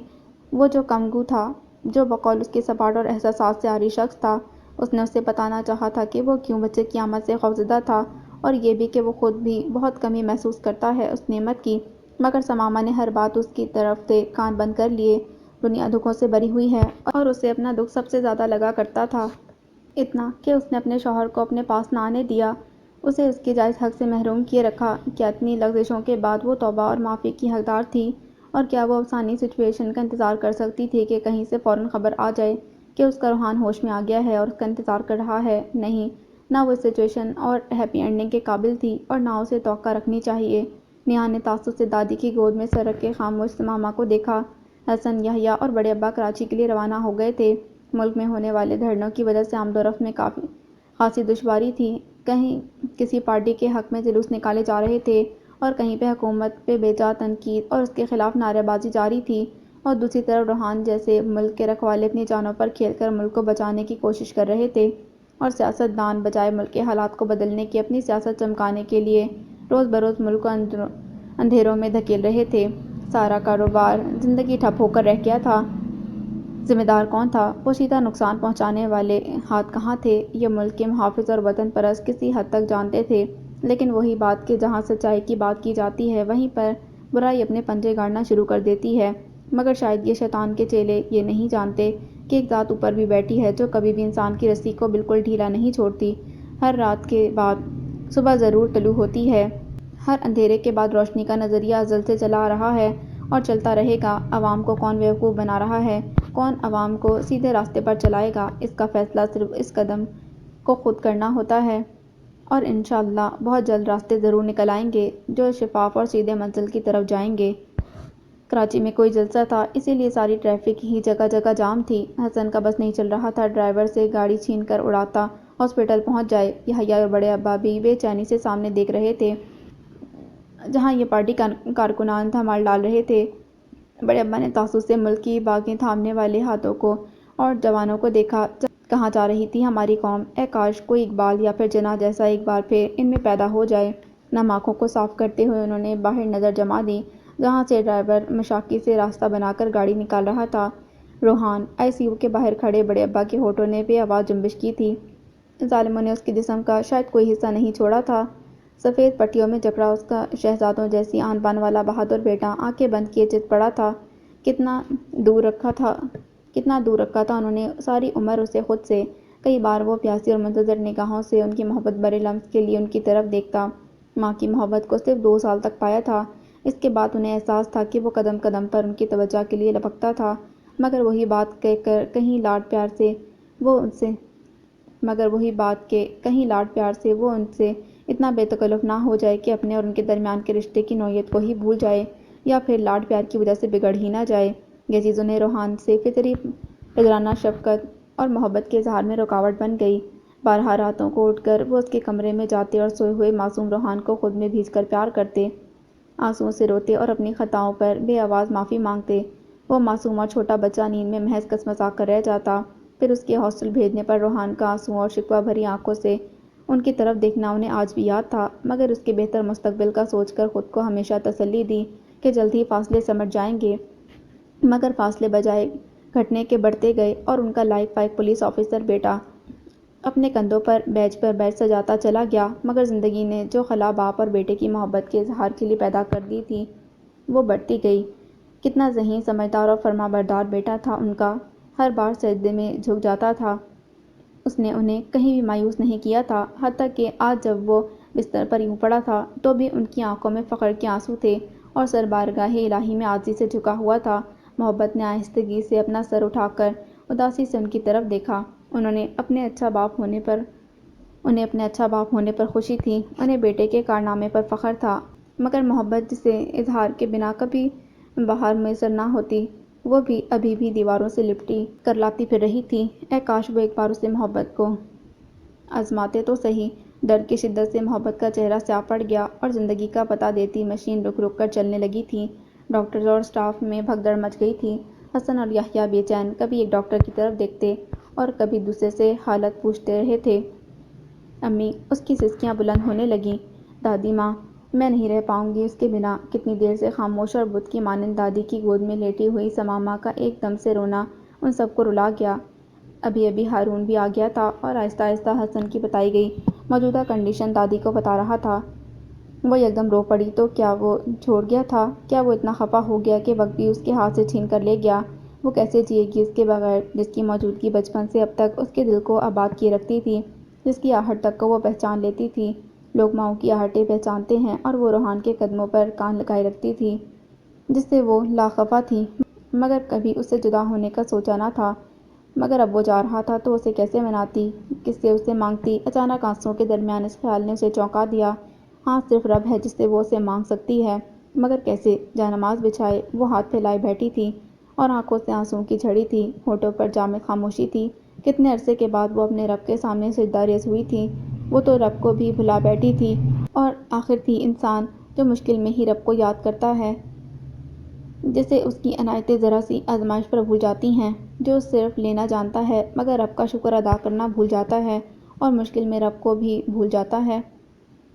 اس کا دل پھٹنے کے قریب ہو گیا۔ وہ دعا بھول کر رب سے اپنی کوتاہیوں کی معافی مانگنے لگی۔ وہ تو نماز کی بہت پابندی کرتی تھی، پھر کیسے اتنا عرصہ وہ ایسے ہی گزار گئی؟ دل میں شدت سے تڑپ اٹھنے لگی۔ اے اللہ، میں گناہ گار خطا کار ہوں، پر تیری بندی ہوں، تیرے نبی حضرت محمد صلی اللہ علیہ وآلہ وسلم کی امت سے ہوں، مجھے معاف کر دے۔ میرے گناہ اگرچہ زیادہ ہیں پر تیری رحمت تو بے شمار ہے، بس تو اپنی رحمت سے مجھے بخش دے۔ اے میرے رب، مجھے دعا مانگنی نہیں آتی، مگر تو میرے دل کا حال جانتا ہے، تو مجھے معاف کر دے، مجھے بھلائی کا راستہ دکھا دے۔ دل سے آوازیں ہونٹوں کے ذریعے نکلنے لگی۔ اس کا رونا سب کو رلا گیا۔ امی نے تعصب اور دکھ سے اپنی عاقبت نااندیش بیٹی کو دیکھا، جو اجڑی سسکتی ہوئی اللہ سے اپنی محبت مانگ رہی تھی، جس کی اتنے عرصے کی سرد خاموشی نے انہیں راتوں کو پیروں جگائے رکھا تھا، جو اس کے مجمع وجود کے ساتھ ساتھ روحان کی بس مردگی پر کڑھا کرتی تھی، مگر وجہ کبھی نہ ڈھونڈ سکی تھی۔ پاپا اپنی جگہ پر نڈھال سے فون ہاتھ میں پکڑے سوچوں میں گم تھے۔ اتنے لوگوں کی موجودگی کے باوجود مکمل خاموشی تھی۔ تھوڑی دیر کے بعد سماما کی سسکی کی آواز بلند ہوتی اور سب کے آنسوں میں روانی آنے لگتی۔ دادی ماں آنکھیں مودے دیوار سے ٹیک لگائے بیٹھی تھیں۔ بہو چلی گئی، ان کا دکھ کم نہ تھا، پھر بیٹی اور داماد کی جدائی بھی کس طرح سہہ گئی تھیں، مگر اپنے لاڈلے پوتے سے جدائی کا تصور ان کے حواس چھیننے لگا تھا۔ تسبیح کے دانوں کو گراتے ہوئے مسلسل ہلتے ہونٹوں کے ساتھ وہ رب سے ہم کلام تھیں۔ سماما اٹھو بیٹی، ایسا مت کرو۔ منجلی چچی نے جائے نماز پر نڈھال زاروں قطار روتی سماما کو اٹھانا چاہا، مگر وہ اسی طرح سجدے میں پڑی رب سے اس کی رحمت مانگتی رہی۔ وہ اپنے رب کو منا لے گی، یہ یقین لمحہ بلمحہ مضبوط ہو رہا تھا، اور یقیناً اس کے بندے کو بھی منا لے گی، جو لاخفا سہی، مگر اس کی محبت اور چاہت کو وہ جان گئی تھی۔ کتنی بے وقوف تھی۔ ہر لمحہ روحان نے جیسے اسے سنبھالا، اس کی تمام بے اعتنائیوں کو سہا، مگر اس کے باوجود کبھی سخت رویت و کجا، سخت لہجے میں بھی بات نہ کی، اور وہ ان تمام احساسات کو نظر انداز کیے گئی، صرف ایک نقصان کے لیے جو شاید اس کے نصیب میں ہی نہ تھا، اور شاید اللہ نے اس کے لیے بہتری رکھی تھی، اور یہ بات اسے بہت دیر سے سمجھ آ رہی تھی۔ سماما، ردا نے دھیرے سے اس کا کندھا ہلایا۔ اس کا سر اتنا بھاری ہو رہا تھا کہ وہ بمشکل اپنی سوجی ہوئی آنکھوں کو کھول کر سر اٹھا سکی تھی۔ اس کی حالت اور شکل دیکھ کر ردا کی بے اختیار سسکی نکل گئی۔ یہ بیوقوف محبت کے مارے میاں بیوی کتنا عرصہ محبت سے نظریں چرائے پھرتے رہے۔ اب جب جدائی دہلیز پر آ کر رکنے لگی ہے تو محبت کو اوڑھنا چاہ رہے تھے۔ گہری سانس لے کر ردا نے نظریں اس پر سے ہٹا لیں۔ تمہارے 1 گھنٹے کے بعد فلائٹ ہے، چھوٹی چچی اور چاچو کے ساتھ کراچی جانا ہے، تیاری کر لو۔ وہ اسے کوئی تسلی باوجود کوشش کے نہیں دے سکی، اور سماما کے سوالیہ نظروں کا کوئی جواب کسی کے پاس نہیں تھا، کیونکہ ڈاکٹرز اگرچہ آپریشن کی کامیابی کی نوید تو دے چکے تھے، مگر روحان کا کومے کی حالت میں چلے جانا ان سب ڈاکٹرز کے لیے تشویش کا باعث تھا۔ اس کی بدستور نازک حالت کے پیش نظر بڑے ابا نے سماما کو بلوایا تھا۔ زندگی میں اگر مشکلات نہ ہوں تو انسان بہت جلد آرام و سکون سے اکتا جاتا ہے۔ یہ مشکلات اور کٹھنائیاں ہی ہیں جو ہمیں متحرک کیے رکھتی ہیں، اور انہی کی وجہ سے ہم اپنے اللہ کے قریب ہوتے ہیں۔ بہت خوش قسمت ہیں آپ کہ آپ کے شوہر نے نیک مقصد کے لیے اپنے آپ کو قربان کرنے کے لیے پیش کیا ہے، اور اتنے باہمت شوہر کی بیوی کو تو اس سے بھی زیادہ ہمت اور حوصلہ رکھنا ہوتا ہے۔ روحان کا آپریشن جس سرجن نے کیا تھا، وہ اپنے روم میں بیٹھے سماما کو نرم لہجے میں سمجھا رہے تھے۔ پاس ہی حسن اور بڑے ابا بیٹھے تھے۔ باریش سے ڈاکٹر عبدالمعید کافی دیر قرآنی آیت اور حدیث کا حوالہ دے کر سماما کو کافی حد تک پرسکون کر گئے تھے۔ روحان کی حالت میں کوئی تبدیلی نہ آئی تھی۔ دنیا اور مافیہا سے بیگانہ پٹیوں میں جکڑا وہ آنکھیں مونڈے پڑا ہوا تھا۔ سفید چادر شانوں تک پڑی ہوئی تھی۔ وہ اکثر بلکہ ہمیشہ ہی سفید چادر سے چڑ جایا کرتی تھی۔ گھر میں بھی اگر کوئی سفید چادر اوڑھ کر لیٹ جاتا تو وہ عجیب سے وہموں اور وسوسوں کا شکار ہو جاتی۔ سب اس کا مذاق اڑاتے مگر یہ ضرور تھا کہ اس کے سامنے سفید چادر لینے سے گریز کرتے تھے۔ مگر آج جب وہ ایسے پڑا ہوا تھا تو اس کا دل چاہ رہا تھا کہ اس کے پاس جا کر چادر اتار کر پھینک دے اور اسے جھنجھوڑ کر اٹھا دے اور دیکھے کہ جب وہ آنکھیں کھول کر غصے سے اس کی طرف دیکھے گا تو اس کی آنکھوں کا رنگ کیسا ہوگا۔ نہ جانے وہ اسے آنکھیں غصے کی شدت سے مزید سیاہ ہوں گی یا سرخ، یا پھر اس کے بال بکھیر کر رکھ دے جس سے وہ اکثر بہت چڑھتا تھا۔ یہ اس کی واحد عادت تھی جس کا اظہار کنجوسی کے باوجود وہ منہ سے کر دیتا تھا، اور اکثر ثمامہ اسے چڑھانے کے لیے یہ حرکت کرتی تھی۔ آہستگی سے دروازہ کھول کر وہ اندر آ گئی۔ اے کاش ثمامہ کی آمد پہ وہ ایسے ہی ڈسٹرب ہو کر ادھر ادھر دیکھنے لگے جیسے اکثر وہ کرتا تھا۔ کبھی کبھار موڈ میں ہوتا تو کہتا ضرور تھا، یار تم جب آتی ہو نا میرے ارد گرد تو میرا کسی کام میں دل نہیں لگتا، اسی لیے بہتر ہے کہ جب میں مصروف ہوا کروں تو تم اندر مت آیا کرو۔ ثمامہ نے مصنوعی خفگی سے اسے دیکھا اور کمرے سے باہر جانے لگی تو ہنستے ہوئے روحان نے اس کا ہاتھ تھام لیا۔ تم میری بات کا مطلب نہیں سمجھو گی؟ وہ مسکراتا لہجہ اس کے ارد گرد پھیلنے لگا۔ وہ مطلب اچھی طرح جانتی تھی، اور محبت کا اتنا معمولی سا ڈھکا چھپا اظہار اسے دنوں سرشار کیے رکھتا تھا۔ بعد میں آنے والے دنوں کی ناراضگی کے باوجود وہ کئی بار محض اسے آزمانے کے لیے اس کی مصروفیت کے دوران کئی چکر کمرے کے اندر باہر لگاتی کہ کسی طرح تو وہ کچھ منہ سے بولے، مگر وہ خاموشی سے اپنا کام چھوڑ کر کمرے سے ہی نکل جاتا۔ روحان، کیا مجھے سوری کرنے کا بھی موقع نہ دو گے؟ میں ہر سزا بھگتنے کو تیار ہوں، مگر پلیز جدائی کی سزا مت دینا۔ اس کے ڈرپ لگے ہاتھ پر انگلیاں پھیرتے وہ ہولے ہولے جیسے منت کر رہی تھی۔ روحان کا سفید اور سرخ چہرہ پیلا ہو گیا تھا، اس کے سیاہ بال ماتھے پر بکھرے ہوئے تھے۔ ثمامہ، اگر ہم زندگی کو ایک جگہ ٹھہرا لیں تو نقصان صرف ہمارا ہوگا۔ ماضی ایک گزرا وقت ہے جو باوجود ہماری کوشش کے نہ تو واپس آ سکتا ہے اور نہ ہی ہم اپنی مرضی سے اس میں تبدیلی کر سکتے ہیں۔ تو پھر کیا فائدہ راکھ میں دبی چنگاریاں تلاش کرنے کا؟ کیا یہ اچھا نہیں ہوگا کہ تم آنے والے اور موجودہ لمحوں کو قید کرنے کا سوچو؟ ان لمحات کو خوبصورت بناؤ۔ تم محبت کو محبت سے اپناؤ۔ وہ ابھی تم سے معمولی سا خفا ہے، اگر سیریس ہو گیا تو کیسے بلاؤ گی اسے واپس؟ نہا کی سنجیدہ نصیحت ثمامہ خان کے دل کو ماتم زدہ کرنے لگی تھی۔ آنکھیں تھیں کہ برسنا بند نہ ہو رہی تھیں، جسم کا روح سے اتنا تعلق رہ گیا تھا کہ صرف سانس کی آمد و رفت زندگی کا پتہ دے رہی تھی، ورنہ احساسات اور جذبات بستر پر دراز شخص کے سانسوں کی کم رفتار کے ساتھ ہی سرد ہونے لگے تھے۔ باہر روحان کے سینئر آفیسرز اور اس کے ساتھی سب آ گئے تھے۔ اتنے حوصلہ مند آئی جی خان بھی بے حد دل گرفتہ تھے۔ ان کا جوشیلا، باہمت اور محب وطن آفیسر زندگی اور موت کی کشمکش میں مبتلا تھا۔ ان کا جی چاہ رہا تھا کہ سب مصلحتوں کو بالائے طاق رکھ کر حکمرانوں کے پاس پہنچ کر انہیں جھنجھوڑے کہ کیا یہی ہے تمہاری حکمرانی کہ آج ملک کا ہر سپاہی اپنی جان ہتھیلی پر لیے ملک کو بچانے کی کوششوں میں سر دھڑ کی بازی لگائے ہوئے ہے، اور تم لوگ مصلحت کی سیاست کی آڑ میں غیروں کو اپنے ہی ملک میں جڑیں کاٹنے کے لیے جگہ دیتے پھر رہے ہو؟ کیا اور کون سی سیاست ہے جس میں نعرے بازوں، دھرنے اور جلوسوں کے سوا کچھ بھی نہیں ہے؟ صرف ذاتی مفاد ہر جگہ مقدم ہے۔ کون دے گا اس خون کا حساب؟ وہ خون جو بہت قیمتی ہے، جو ایک مقدس مقصد کے لیے بہتا ہے، مگر افسوس اس کی قدر نہیں کی جاتی۔ انہوں نے خالی نظروں سے اپنے سامنے کھڑے اے ایس پی قادر رحمان کو دیکھا جو کچھ کہہ رہے تھے، مگر ان کے ہلتے ہونٹوں کے سوا تک قادر رحمان کی آواز نہ پہنچی تھی۔ البتہ ان کے چہرے کی پھیلتی مسکراہٹ نے کچھ اچھا ہونے کی نوید ضرور دی تھی۔ روحان، وہ جیسے پاگل ہونے لگی تھی خوشی سے۔ ہاں، اس کی پلکوں نے جنبش کی تھی اور ثمامہ کے ہاتھ میں دبے اس کے ہاتھ میں بھی کسمساہٹ ہوئی تھی۔ وہ پہلے تو اپنا وہم سمجھتی رہی، مگر جب روحان کے دوسرے ہاتھ میں بھی حرکت ہوئی تو وہ بے اختیار اس سے لپٹ کر رونے لگی تھی۔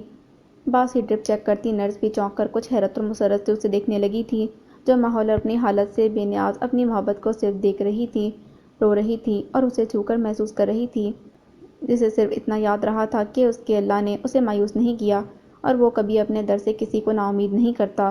بس ایک یقین اور ایمان کی پختگی سے اسے پکارا جائے۔ سب ڈاکٹرز اندر آ گئے تھے اور روحان کے ارد گرد جھمگٹا بن گیا تھا۔ ان کے چہروں پر اطمینان اور سکون نے ثمامہ کو اندر تک سرشار کر دیا تھا۔ باہر نکل کر وہ بے اختیار امی کے گلے لگ کر رونے لگی تھی۔ حسن، بڑے ابا، یحییٰ وغیرہ سب سجدے میں وہیں پڑ گئے۔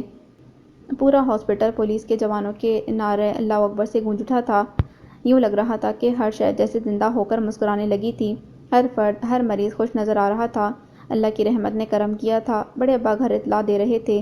حسن اور یحییٰ صدقہ دینے کے لیے چلے گئے تھے، اور جب ڈاکٹر نے آ کر روحان کی کنڈیشن کا خطرے سے بالکل باہر بتایا تو بڑے ابا جس طرح بے قرار ہو کر ICU کی طرف لپکے وہ سب کو حیران کر گئی۔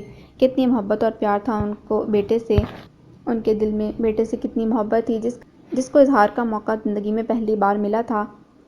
جیسے وہ اپنے بیٹے کا ماتھا چوم رہے تھے تو ان کی دیوانگی میں روحان خان کو بھی حیران کر دیا تھا۔